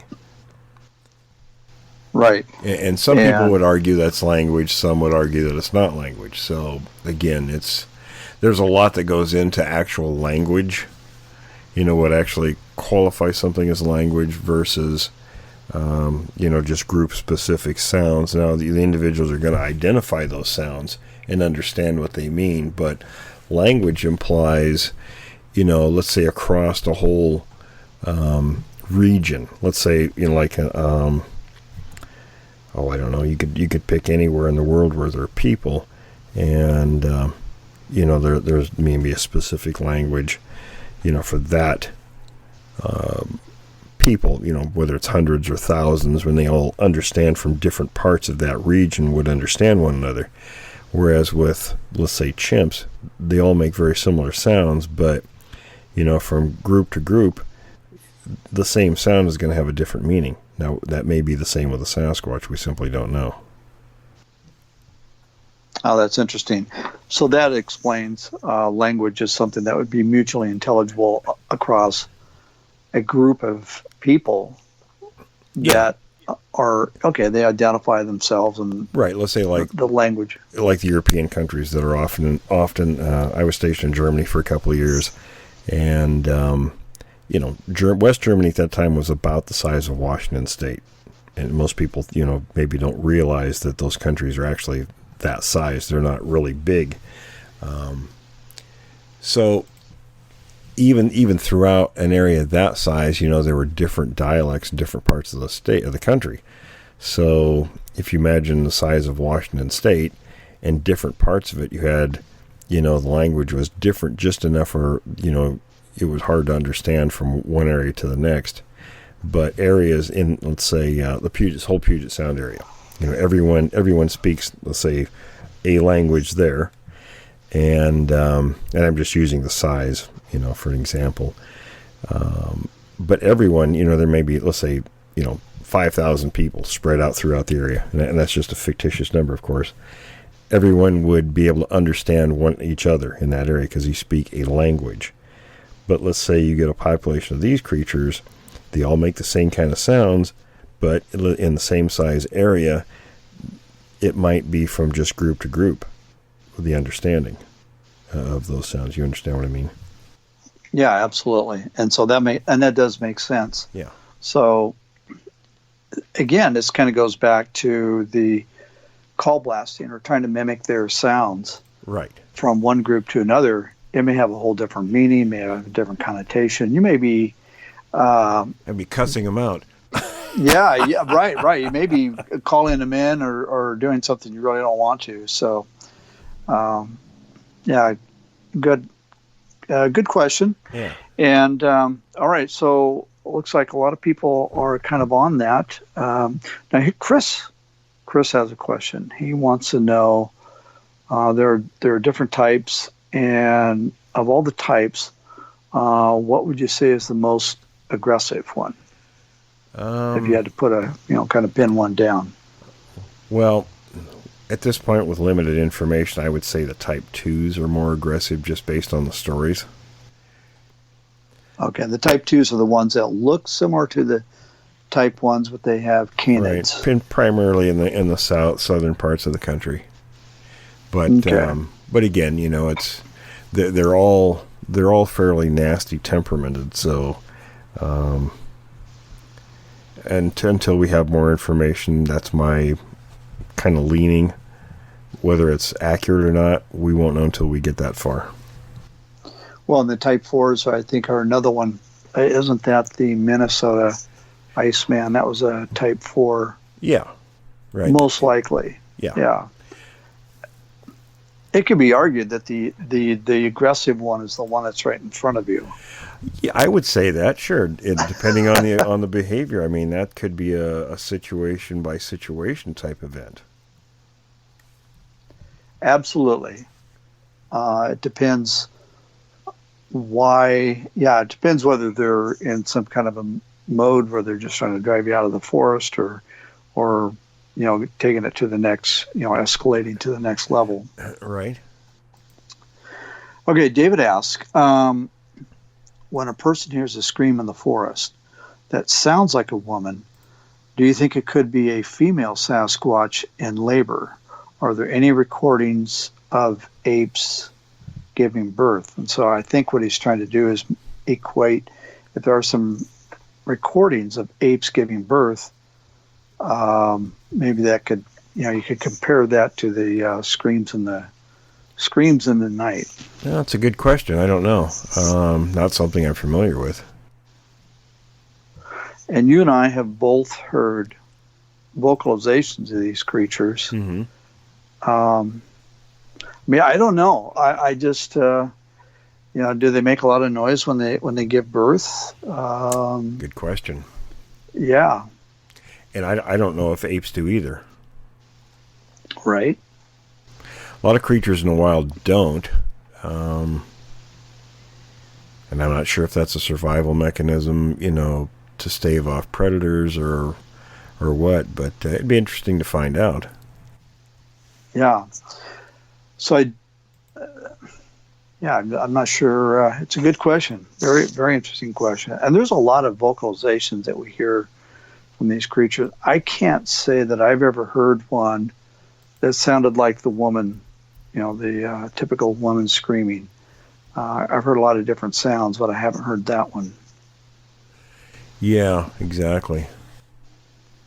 Okay. Hello, Will and gang at Creek Devil. As a new believer in Sasquatch and the Sasquatch creature, something dumbfounded me. Since Bigfoot creatures and humans are both bipedal, why is it that humans leave footprints in a left-right kind of catty-corner pattern, but the Bigfoot leaves footprints that are in almost a perfect straight line? And that's a very good question. Largely has to do with the shape of the hips. With ours, I think we need to get John on to discuss that, because that's his forte, being he's a forensic anthropologist. But that was my limited understanding of it from my anthropology training was, it's hip placement, shape, things like that. Yeah, because if you try to mimic their step pattern, their walking pattern, it's very awkward and uncomfortable for us to do one in front of the other. Yeah, you're going to fall over, right? Yeah, right, exactly. And that's on the living room floor. You're right. If you're out in the woods, you're definitely going to trip and fall. So, excellent question. And but that's one of the signs that it's probably, it's one of the things we look for to see if it's authentic set of tracks or not. Yeah, absolutely. Yeah, if you got Sasquatch tracks that are doing kind of the herringbone, toed out, it's probably a fake. Yeah. And again, that's just really, as far as videos go of one of these creatures walking, still the best one out there is the paddy film. Oh, without a doubt. Once it's been stabilized. But it would be great to get a video of one of these creatures, another one to compare it with, doing its walking pattern. Right, absolutely. You and I were talking earlier today, and I'm just going to throw this out there about the construction of their feet, their footprints.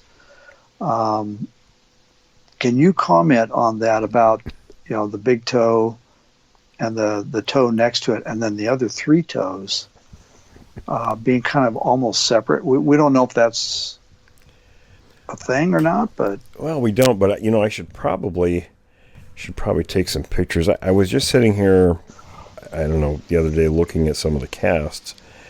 Just kind of, sometimes I'll sit up here in the mornings on Saturday, for instance, and listen to music for a while, drink coffee, just kind of, ease into the morning. And I was looking at some of the casts, and a particular feature kind of stuck out to me that I hadn't really thought about much before, and from different Sasquatches. Not all of them, because they're different. One of the features, like you just mentioned, and for example, the set of tracks come from Grays Harbor County, Washington, from 1982. Deputy Sheriff cast the tracks, and one of the features of the foot, it looks unusual, and it is that the big toe and the toe next to it are very close in size, similar size, and they're sort of paired together, while the other three toes sort of angled and downward away from those toes, not separate necessarily, but it almost makes me wonder if there isn't some sort of function, that differentiates the big toe and the toe next to it to the other three. It's present in that creature's tracks, and also a set of Hyampom tracks from the early 1960s. The Patterson tracks don't exhibit that. The big toe is quite a bit larger than the other ones. There are a couple other Sasquatch tracks from the Bluff Creek area during that decade that also don't have that feature, but there are others that do. Now, I don't know if that shows a couple of different varieties, or and it might, because there may be a different function, based on their morphology of their bones or how they're walking. I just don't know. It was just something that sort of popped out as I was thinking about some other aspect of the creatures. Yeah, that was the question I had. Was so this feature shows up in the tracks of different creatures or different individuals, correct? It does, yeah. Okay. Well, I think we have to get a sample. We have to get some of these creatures so we can x-ray their feet and see what's going on. That's right. Right? Bring your ham sandwich and have them sit for a pose. Right? Yeah, we'll bring the little portable field x-ray device along. That's right. Now sit right there, have your sandwich. Yeah. We won't be long. I wonder what their purpose would be to have that, maybe a gripping, because we've talked about that in the past where, when they walk, their toes almost, there's no almost about it, they grip. They will almost walk in their toes. Yeah, many of the casts, and it's what they described. Green describes it in his books, and it's described elsewhere, where they would walk. The toes would look like peas in a pod. Yes. And we've seen that when we talked to Kevin recently with his photographs, where the toes were just round dots almost. And it was thought many years ago by Green and the rest of those folks that these creatures walked with their toes curled. And it's probably some feature of gripping. You know, and I spoke with Kevin when he brought that to my attention, and I was very appreciative of him bringing that up, because there was one set of footprints that I saw that they had that, and what I told him was it almost bothered me a little bit because it looked artificial. Mm-hmm. It does. And yeah. And so now the footprints that he has, it's crystal clear. It is, yeah. And they're going to be on the web for too long. It's from I think it's from a juvenile, like a really small, like a 10-inch track. It's a juvenile. Well, actually, he compared it to a size 10 shoe.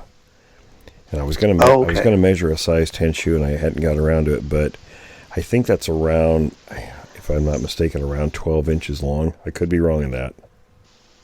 Okay. But it would definitely be a juvenile. And there were probably 2 juveniles there. Yes, because the 2 tracks were, one was, they're kind of almost perpendicular to each other. Yeah. Yeah, so that would be... I've got about six or 7 casts from the Patterson line of tracks. And it's, as a creature moves along, the feet do different things, obviously, by the stuff that they're walking through and the creature's angle and all that stuff. But one of those tracks has that very same feature, the toes that look like peas in a pod, that very just round, like they're poked with a big ridge under it. And we'll put that picture up too. And this was one of the original Patty tracks? Yeah, right. Oh, okay. Yeah, very interesting. One of the tracks that Bob Titmus cast 10 days after the filming. So that brings up another question. So after the filming, there must have been, I don't want to say, probably a lot of interest. All right. So Bob Titmus went up to the area. What happened? Did you get a bunch of people going up there? They found more tracks? He went up there by himself. Oh, okay. There really weren't a lot of people crawling all over that area. He was from Reading, and I'm not sure where he was living at that particular time, whether he'd moved closer or if he was still in Reading. I think he was still in Reading, but he went up there and followed the line of prints, and he cast, I can't remember how many of them, but he followed them for quite some distance. And he was able to, I'm assuming he brought some plaster of Paris and cast the tracks. Yeah, because I have, let me think. I have copies of the 2 that Roger Patterson cast. Patterson cast 3 of them. One of them broke, so they had a left and a right. I have copies of those original ones. And then the ones Titmus cast, I have 4 of those. Okay. Now, and then Titmus ran into a situation, I don't know if it was this time or maybe some other time. I think he was the one who, he was out late, and it was just easier to just spend the night in the woods. That was about 3 years before Patterson got the film. Oh, okay. All right. But that would be kind of a spooky moment. I mean, he had buried himself in leaves and debris, and this thing was stomping around. It knew he was there. It was screaming. It was breaking brush. It threw a tantrum. I think I would have crapped myself. And and what do? You just sit there and you try to be as quiet as a mouse. You better be quiet, or you're going to be the ham sandwich. And I wonder how close this thing got to him. I don't recall. I don't know. I don't think he knew, because he was just going by sound. Yeah. Yeah, that's... And then when he got up in the morning, the creature left right around, dawn. And He stayed quiet for a while after that, but he said it looked like a bulldozer had gone through there, tore up the brush so bad. I wonder if it was trying to intimidate him. Probably, I bet it was. Probably trying to get him to run. Yeah. Because remember, their vision is probably a lot like ours. In those light conditions, they're going to see movement. They're not going to see clearly. That's why I couldn't find him. And fortunately for him, he covered himself up all but his face. It knew he was there, but it couldn't find him. So, yeah, if you're trying to get a game animal to run, you make a ruckus to get it to bolt. And flush it out, right? And he didn't do it, so lucky him. No ham sandwich that day, right? And I just wonder, were the leaves slightly rustling from his shivering? Well, it's pretty dry up in that area, so yeah, I'm sure he was very quiet. Yeah. Wow, I can only imagine. Now I've got a question, and that is, talking about casting tracks and being prepared if you're interested in going out and looking for their tracks. Do you, when you go driving around, and if you're out, you're going to, not even necessarily looking for these things, because I imagine you would, but do you ever keep plaster of Paris in your vehicle? Oh, yeah. That's standard. I have a container that I have about, it holds, I think, 80 pounds. And when you find a track, on the average, you get these little boxes of plaster, at Lowe's or wherever, and I think they're 4.5 pounds per box, and it takes one of those boxes, on average, per footprint. That's how much you want to have. So, oh, wow. So I fill a container with 80 pounds and take a 5-gallon container of water with me and a bucket. Okay. How long does it take for the plaster? Because I've heard I've never cast tracks. I really need to do that.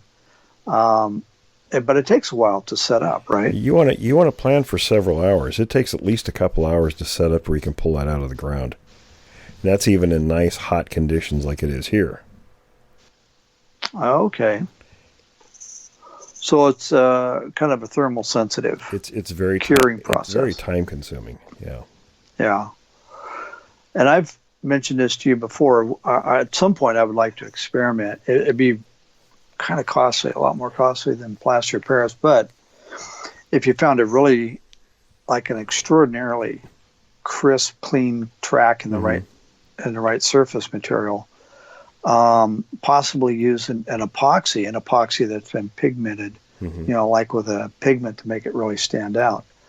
Because you can get an epoxy that will set up, if it's a hot day, this stuff will set up really well in about 7 minutes. I just wonder how much debris would stick to it. Probably a lot. The nice thing about plaster is, when you pull you have to dig the cast out. You can't it doesn't just lift out of the ground.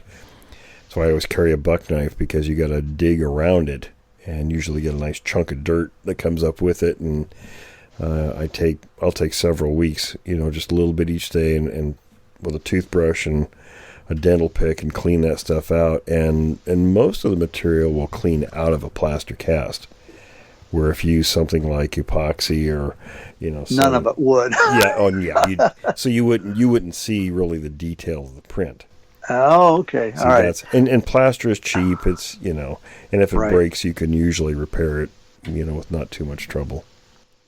Okay, that's a good thought. I hadn't considered that. You're exactly right. The only way that would work is if maybe in clay or silt. Yeah, possibly. And those are rare, very rare. And then finds. Again, how much of that stuff would stick to the material? All of it. All of it, right? Yeah. You want a nice clean. Like I've got a cast here from North Carolina, and the only way any detail came out of this one was that it was made out of plaster, and it looks like a lot of pine needles and things like that the print was made in, but. Anything else you wouldn't have gotten it that clean. Yeah. Okay. Yeah, good point. All right. Well, we'll leave the epoxy at home and stick with plaster. Now, there's another. There's a I think it's dental gypsum. I've been told, people have told me they experimented with dental plaster and they like that, but it's kind of pricey. Oh, okay. All right. Again, it's one of those things, if you wanted to, I would suggest making the original out of plaster, then you can mold it. And then if you want to make copies, use something like dental plaster or, Any other material. Okay. Yeah. It's the whole system is very messy and costly. Right. Now, the other question is, it is messy, and you keep this, the plaster of Paris in your truck or vehicle. Have you, when you find tracks, have you found any that are, because you're obviously not going to backpack 80 pounds of plaster of Paris. What do? You find the tracks and then you go back and then... Right, and then bring it in. Then bring it in. Okay. And then you got to decide how many prints do you want to make. And I've been places where I've been way back, many miles, and fortunately didn't find things that were good enough to hike all the way back out and hike the plaster in. But you got to decide, if you're going to do that, you have to decide how many do you want to make and bring out, because you're talking roughly 5 pounds of plaster per track and the water. So, and their time constraints. Mm-hmm. If you find good prints you're going to cast, let's say at 8, 9 in the morning, you're going to be there till the afternoon. Oh, yeah. Wow.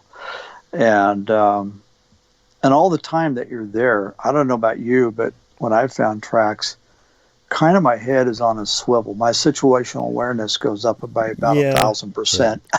I do that when I'm casting bear tracks.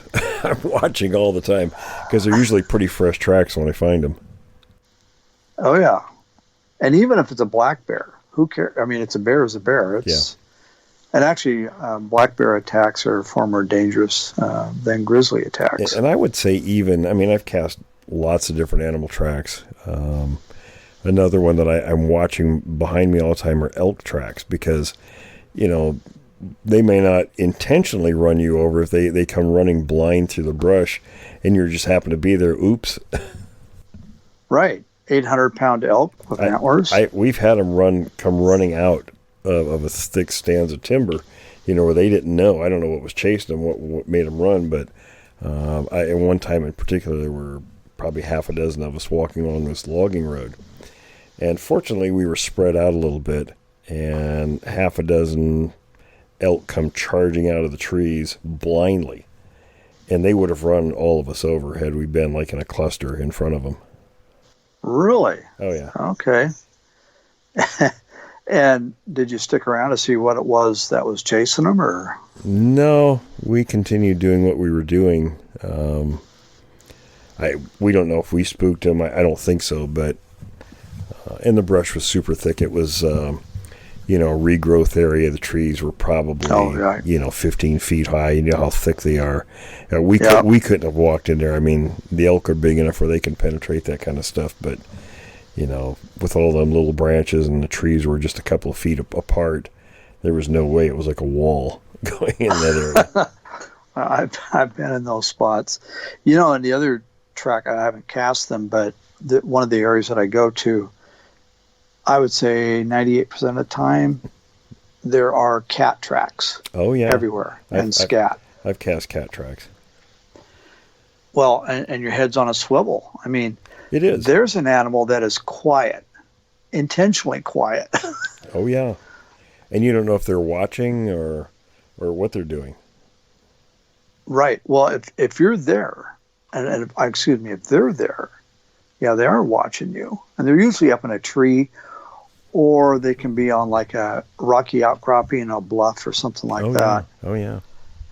And the tree is bad enough. The outcropping is just, they're there for one reason. Right. Absolutely. Because, it's worked for them in the past. It's going to work again. It does. Yeah. Oh, yeah. No, they're hardwired for it. They're probably one of my biggest concerns is the cats. You're looking around because they're sneaky. quiet and sneaky and very effective. All right, I think that's all we have for questions.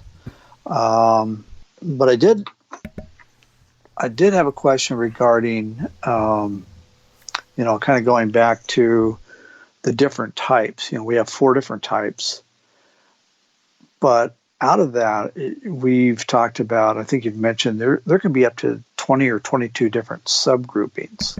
Yeah, the variations. Okay, so you got variations, within a species. Do you think there would be a significant difference between? I mean, and maybe that could help explain why you'd have a variation where some of them have that toe configuration where the big toe and then one next to it operate independently. Because you've got variation within a species anyway. So if you got a single group that's all, they share basically all the same characteristics, there's still going to be enough variation between individuals, just like people. We all share the same characteristics for the most part, but you can line 10 people up and no 2 look exactly alike. Right. So it's probably a lot like that. And that's one of the things that I think, and myself included, people, you have to get beyond the barrier of they're a cookie cutter creature. They're all different, and not only is the morphology different, but they're, if you want to use the term psychology between the creatures. Oh yeah. Not only is the psychology different, but it may be different from day to day. Exactly. I always said, depending on how well one is eaten that day, what kind of mood it's in, was Mama Sasquatch happy with him the night before? I mean, there's all sorts of things that could come into play with that. Sure. And also their perception and their interaction with humans. Yeah, absolutely. And you don't know what their past experiences were and all that stuff. I mean, there's just a ton of things that could come into play on any particular moment. Just like with people, Right. So it really is important to, I'm not sure, I guess just, and most people, if you're out there looking for these, just some kind of a safety practice or protocol around. And the number one would be, don't be alone. Absolutely. And that's number one. Yeah. And not only don't be alone, but even if you're with a group, don't stray out of sight of the group. You want to stay together somewhat as a group. Yeah, absolutely. Oh, sorry, I was going to see if we had anyone on the YouTube page that had any questions. My computer's running a little bit slow, though. Oh, here we go. We had one gentleman who had a really nice comment, and he said he's a professional broadcaster, or that was his livelihood at one time. And so, I don't know, maybe he was looking to throw his hat in the ring. We are still looking for somebody to read stories. So if he would be interested, shoot us an email. You can either email questions@creekdevil.com, or Will, what's your email address? You can contact me at either William Jevning at yahoo.com or wjevning@gmail.com. Okay, yeah. So sounded intriguing, and this guy sounded like he may be somebody would be interested in talking to if he's interested. Absolutely, yeah. I was thinking too, again, if anyone in India, and I'll reach out to the guy that's part of the JRG and see if we can't maybe arrange for him to come on the show, because he's got a bunch of interesting stuff. Of course, we just started doing the newsletter, and it's available on creekdevil.com and also williamjevning.com. So if anyone, if you want to sign up for that, it's no cost, of course. If you have something to contribute to that, email us and let us know, and we can get that to Brian. Brian's putting together a newsletter, and he's done a really fantastic job with that, too. And we have another contributor who has expressed an interest in contributing to the newsletter, Lindsay. So, Lindsay, if you're listening, would love to hear from you. And on the newsletter, got a little bit of a delay for June's newsletter going out of Creek Devil, but that will be going out here in the next few days. Okay, and it's already out on WilliamJevning.com. So actually how that one works is if you sign up for the newsletter, when Brian gets it to me, I post it, and then I send it out to everybody because you sign up with your email, and it goes out to your emails. Yeah, and it's kind of it's a fun thing. We're going to be doing this, try to get one out on a monthly basis. So yeah, that's real good. Well, Tom, I think that'll probably do it for this segment. Yes, and again, thank you everybody for your questions. Excellent questions. Keep them coming in. And again, just shoot us an email, questions@creekdevil.com. Absolutely. Really appreciate hearing from everyone. So thank you again.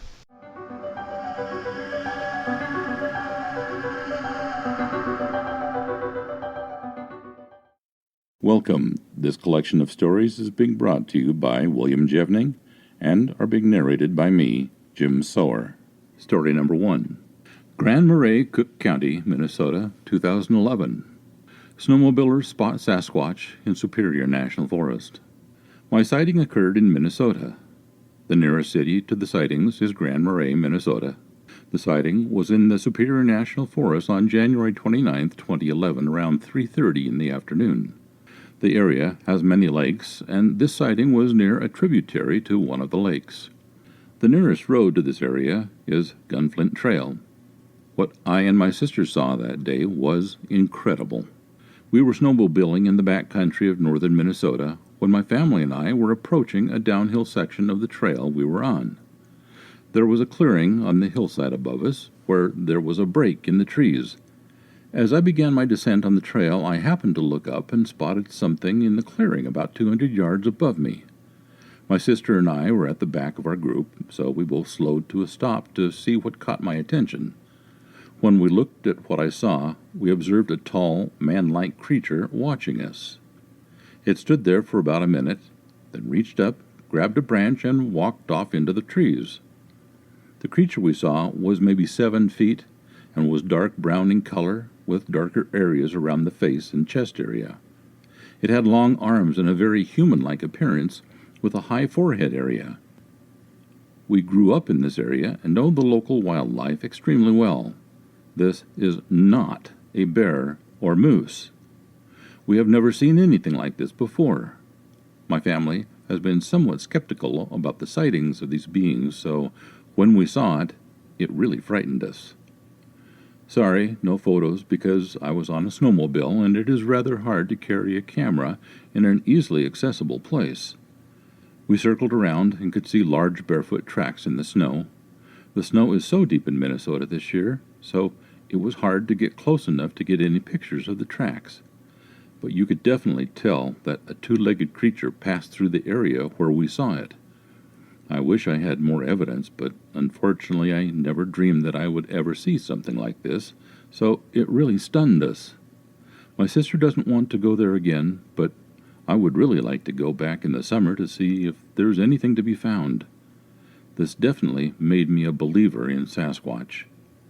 We did not report it to any authorities for fear of being ridiculed. My sister and I wish to remain anonymous for this same reason. But we would like the rest of our story to be shared so that others will know that they are not crazy if they see one of these creatures. Anonymous in Grand Marais, Minnesota, February 2012. That's the end of story number 1. Story number 2. A story out of Siskiyou County, California, approximately 1996. My name is Mark Kennedy, and I have a good story.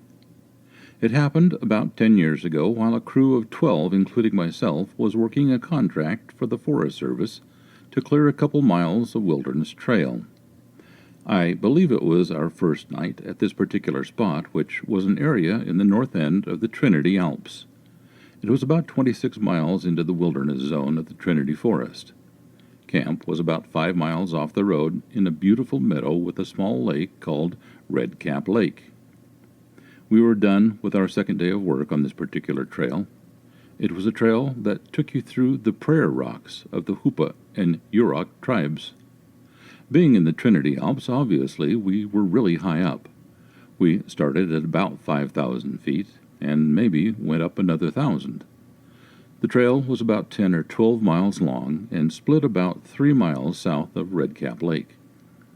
One trail took you down into one of the many gorgeous, secluded valleys in the Alps. The other took you to a point. Literally, the end of the trail was on a point that extended out quite a few feet from the true edge of the cliff. At that point, we were about 2,000 feet above the forest below us, so we were very remote. In the meadow, our first night there, we split into 2 groups trying to find the best camp spot. Really not hard to do. The meadow was just about twice the size of a football field. Half was all knee-high green grass. The entire west side of the meadow was a small lake. You could catch pan-sized trout all day long in that little lake. Now, our meadow was off the main trail which rode the peaks of the mountains we were on. You walked down into this meadow from the north end, and as you walked, you got a bird's-eye view of the entire area. At the south end of the meadow was an extremely rocky cliff that rose above the lake about 200 to 300 feet, with the forest ending right at the edge at the top. So now you understand the area a little as I tell this story. We were just finishing our nightly session to end the day around the campfire. Both campsites were at the south end of the grass near the rocks, not far from one another. Everybody had just grown quiet as we all were drifting off to sleep. Suddenly, there was this god-awful screaming, howling-like noise that echoed through the meadow to make it sound like the screaming was coming from all directions.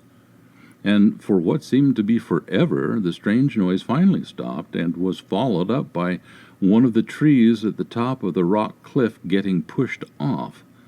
I swear that tree must have hit every single rock that was in its path on the way down.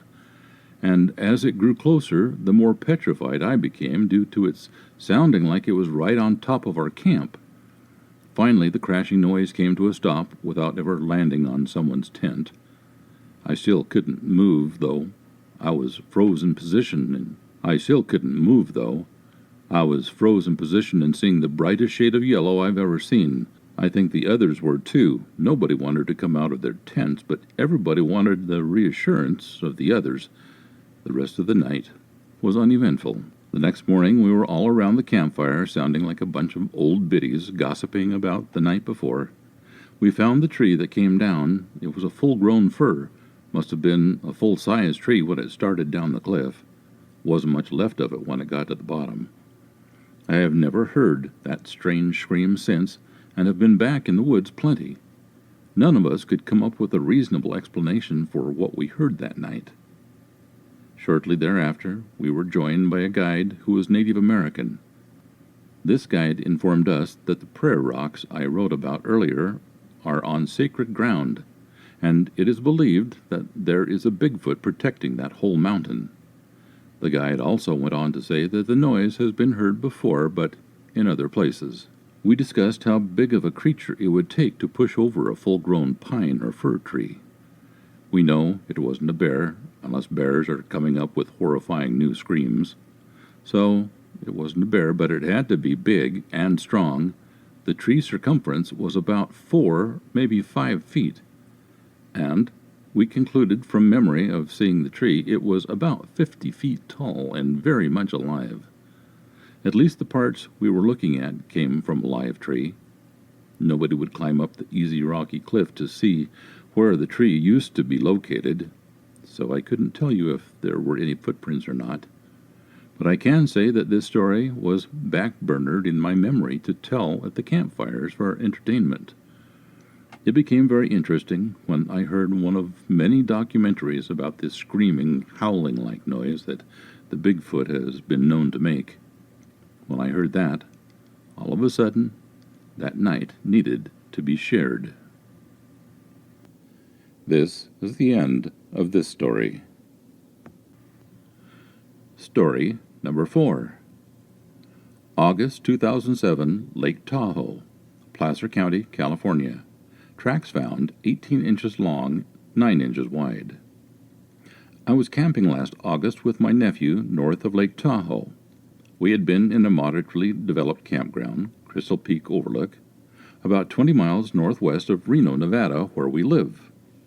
There, my nephew made friends with another little boy, and I started talking to the other little boy's grandmother. She told me how her husband and son had found these Bigfoot prints that May along a creek above another nearby campground, Dog Valley Creek. They reported that in one print they could even make out separate toe tracks. They told a ranger, who gave them some plastic tape to mark the spot.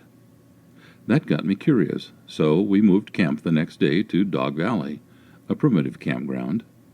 This is on the dry side of the Sierras at the timberline, which is about 6,000 feet. Generally, the granite soil of the Sierras doesn't sustain much vegetation, but in this area several small streams converge to make a marshy pasture with a lot of biodiversity. We hiked up the creek that flows through the campground. It was a moderately steep climb. About 100 yards up, I spotted the bits of tape tied to sticks stuck in the ground in a particularly thick patch of trees.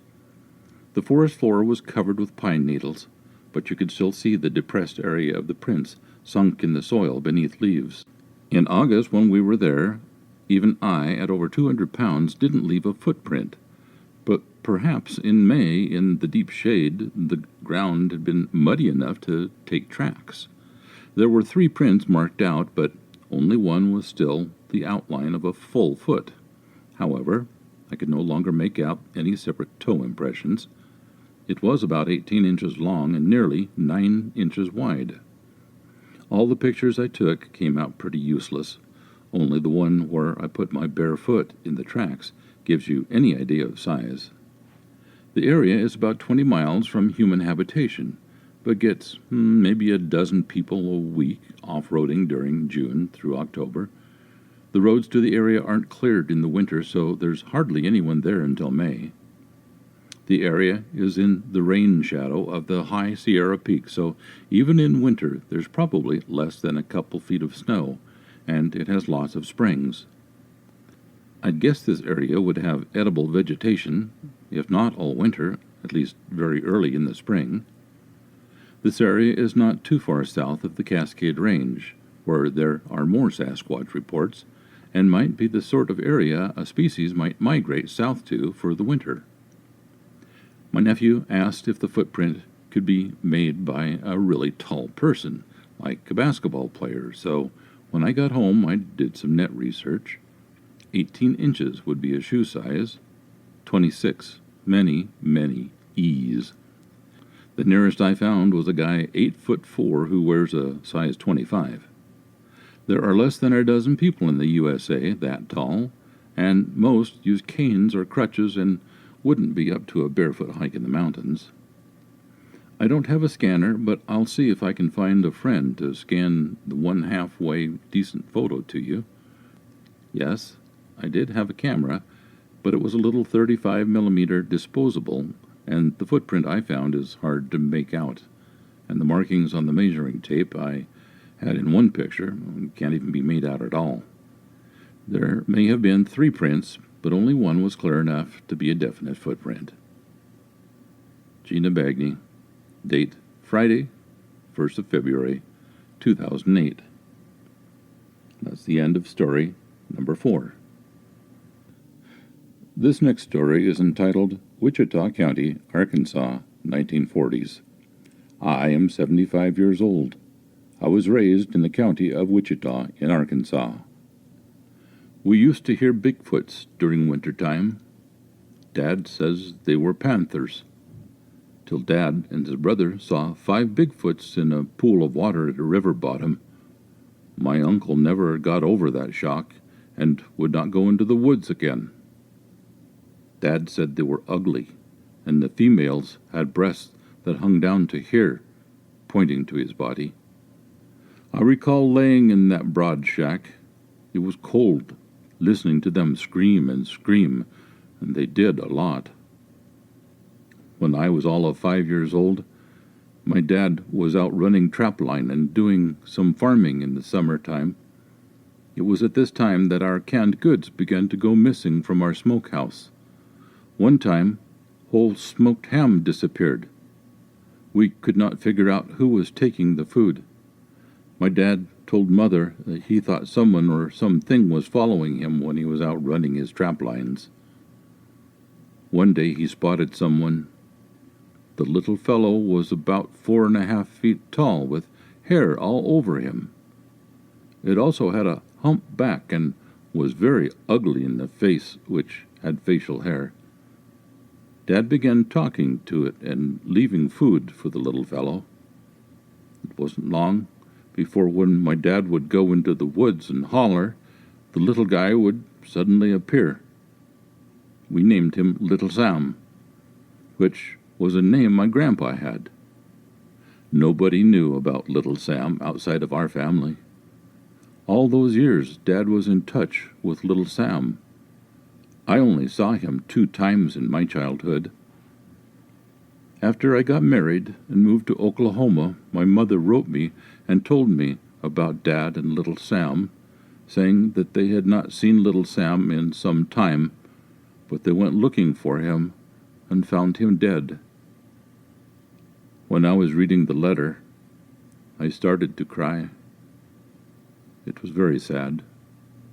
Little Sam never uttered a word that I heard about, but he grunted.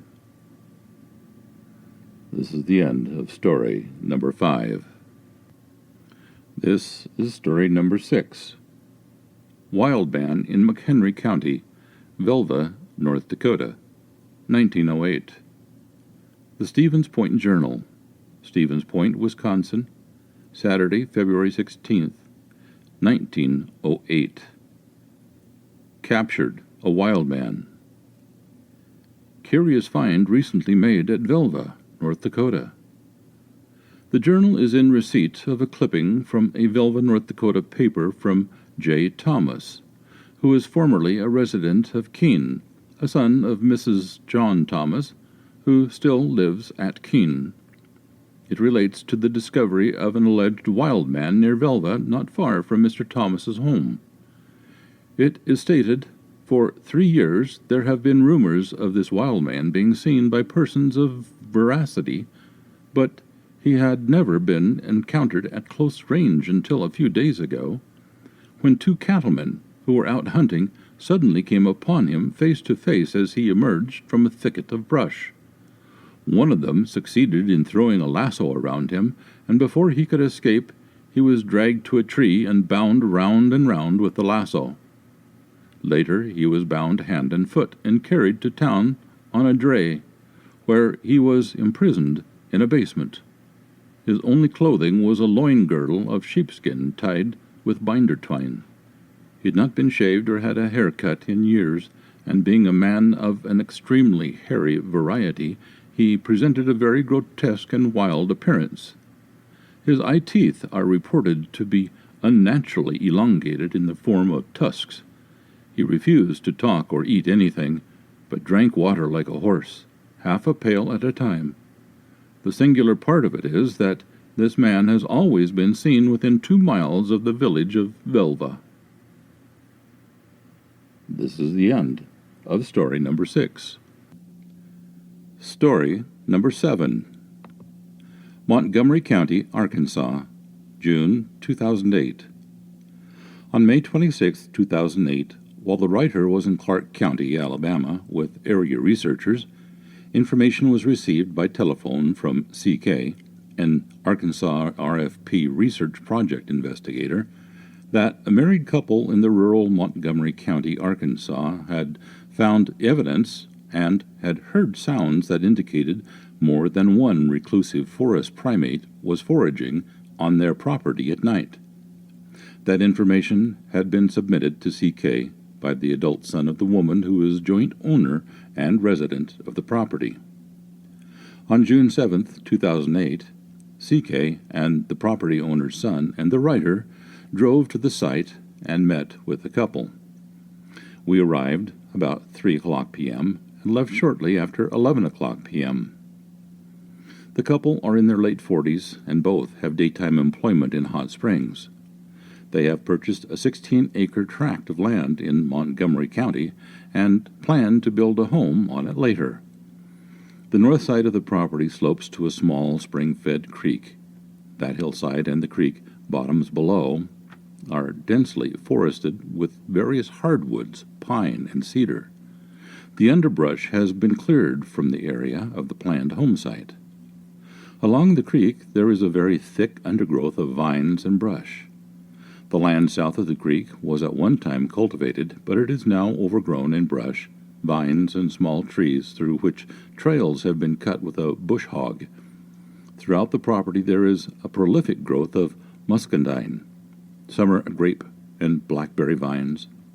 There are at least 2 pear trees in the old cultivated area, although the one seen by the writer appears to be ornamental Bradford pear. A neighbor told them that he had gathered pears from one of the trees.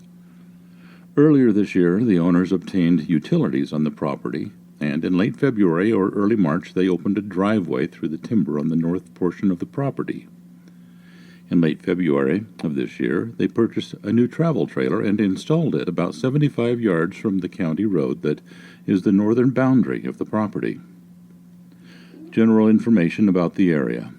The actual location of the property is not disclosed at the owner's request. The property is within 2 miles of a river which is a popular stream for canoeing and wade fishing. The site is within the foothills of the relatively small but rugged Caddo Mountains, which adjoin the southern flank of the Wichita Mountains. The area contains a large population of deer, turkey, and raccoon. The area has some cougar and no doubt many bobcat.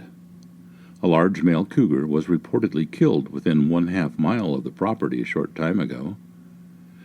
During this initial visit to the site, the writer noted a very fresh cougar track in the dust alongside the county road near the home where a wide, well-used game trail crosses the county road. While the area is expected to contain all the other small animals and birds common to this part of the state, it was surprising that no coyote sign was seen around the property, and when asked, the owner said they had never heard coyotes in the area. Summary of events. After moving into the travel trailer, the owners built a wooden porch patio underneath the trailer's retractable awning. While neither of the residents are hunters and neither own a firearm, they are both avid bird and animal watchers. They have installed feeders for birds and began putting out dog food and scraps for the raccoons. For some time the couple had been spreading corn on the ground in a spot in the woods in front, east of the trailer, and at another location on the opposite side of the trailer as food for the deer. Sometime after they started putting out corn for the deer, they found a carcass of a deer near the west side feeding area. The witnesses stated that one of the deer's front legs and its head had been torn off. The head was found a few yards away, but the leg was partially eaten nearby. Both of the deer's back legs were broken, and much of its hind quarters had been eaten before the carcass was found. They stated the deer's body cavity and stomach had been torn open, and the internal organs had been removed. There was undigested corn and corn mush inside the body cavity and spilled outside the carcass. When the carcass was again viewed the next day, they saw fresh blood and an exposed shoulder blade, which indicated something had fed on the carcass overnight. A week or so later, another deer carcass was found at the other baiting site in front of the trailer. Both of the deer's back legs were broken, and the carcass torn open and partially consumed. Shortly after finding the last deer carcass, the couple stopped putting out corn because they thought a cougar was ambushing the deer at the baiting locations. A day or two later, the couple found an injured dog lying beside the porch early one morning. They don't own a dog. When they stepped outside, the dog managed to get up and walk away, but there was a large bloody area on the ground where it had been lying. Shortly after seeing the injured dog, they found out that another dog, a Rottweiler weighing close to 200 pounds and belonging to the neighbor, had been attacked or otherwise injured. Something had torn off one of that dog's back legs. According to the couple, the dog somehow managed to return to his owner's home and still was alive. The couple said that now the large dog usually just stays on the porch and will no longer leave the owner's yard. Investigators note, when CK and the woman's son and this writer were leaving the couple's home site and driving through the woods road toward the county road the night of the initial meeting, CK, who was sitting in the front passenger seat, told me there was a deer in the woods on my side of the vehicle. I stopped and saw an animal that I at first thought was a coyote moving through the woods. As I entered a more open spot, we saw that it was a large dog. We then drove away. The next night, about 8:30 p.m., the property owner called to tell me that when he went outside early that morning, he found a dog badly injured at the old baiting site east of the trailer. He said that it appeared the dog's back or its hips had been broken.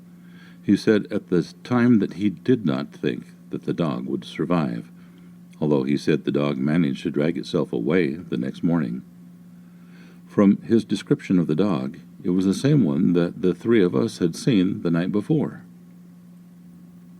Shortly after finding the deer carcasses, the husband spoke to a neighbor about any strange things that had occurred on the neighbor's property. The neighbor reportedly told him that 5 of his sheep had been killed and ripped apart inside an enclosure. When asked what he thought had killed the sheep, the neighbor said he thought it was dogs because he found some type of terrier inside the enclosure when he found the dead sheep. The couple stated that they had often sat outside on the patio porch at night and early in the morning during the week. He arises about 4:30 a.m. on weekdays to make coffee, and she joins him outside for a few minutes later. They both leave for work about 5 a.m. They stated that on many occasions when they stepped outside before daylight, they would hear the sounds of something crashing through the woods and brush near the trailer. They assumed it was deer bounding away, although they thought it was odd that deer would make such noise leaving the area. They said that on several occasions they had heard loud ape or monkey-like sounds from the adjoining woods while sitting outside late in the evening and at night. Recently, it became apparent to them that at times the sounds were being made by more than one animal. A few weeks ago, a relative found a very large, about 18 inches long, track in a fire ant hill near the creek. The residents found another such track in one of their small vegetable gardens located northeast of the trailer. On the day of this initial visit, the writer observed 2 recently made tracks of about the same approximate size in the leaves and soil west of the trailer. The property owners also reported that some of the suet blocks used to feed birds were torn down and removed. They supposed that raccoons had taken the food, even though the couple thought they had suspended the blocks out of the reach of those animals. The husband began using wire to secure the door of the wire suet baskets so that raccoons could not open them if they managed to get them. Although the wife stated she could not open the baskets with her hands after her husband wired them shut, something continued to tear the baskets down and open them to obtain and consume the suet blocks. Recently, the couple began putting up hummingbird feeders. 2 of the feeders are small, but one holds about a quart of sugared water.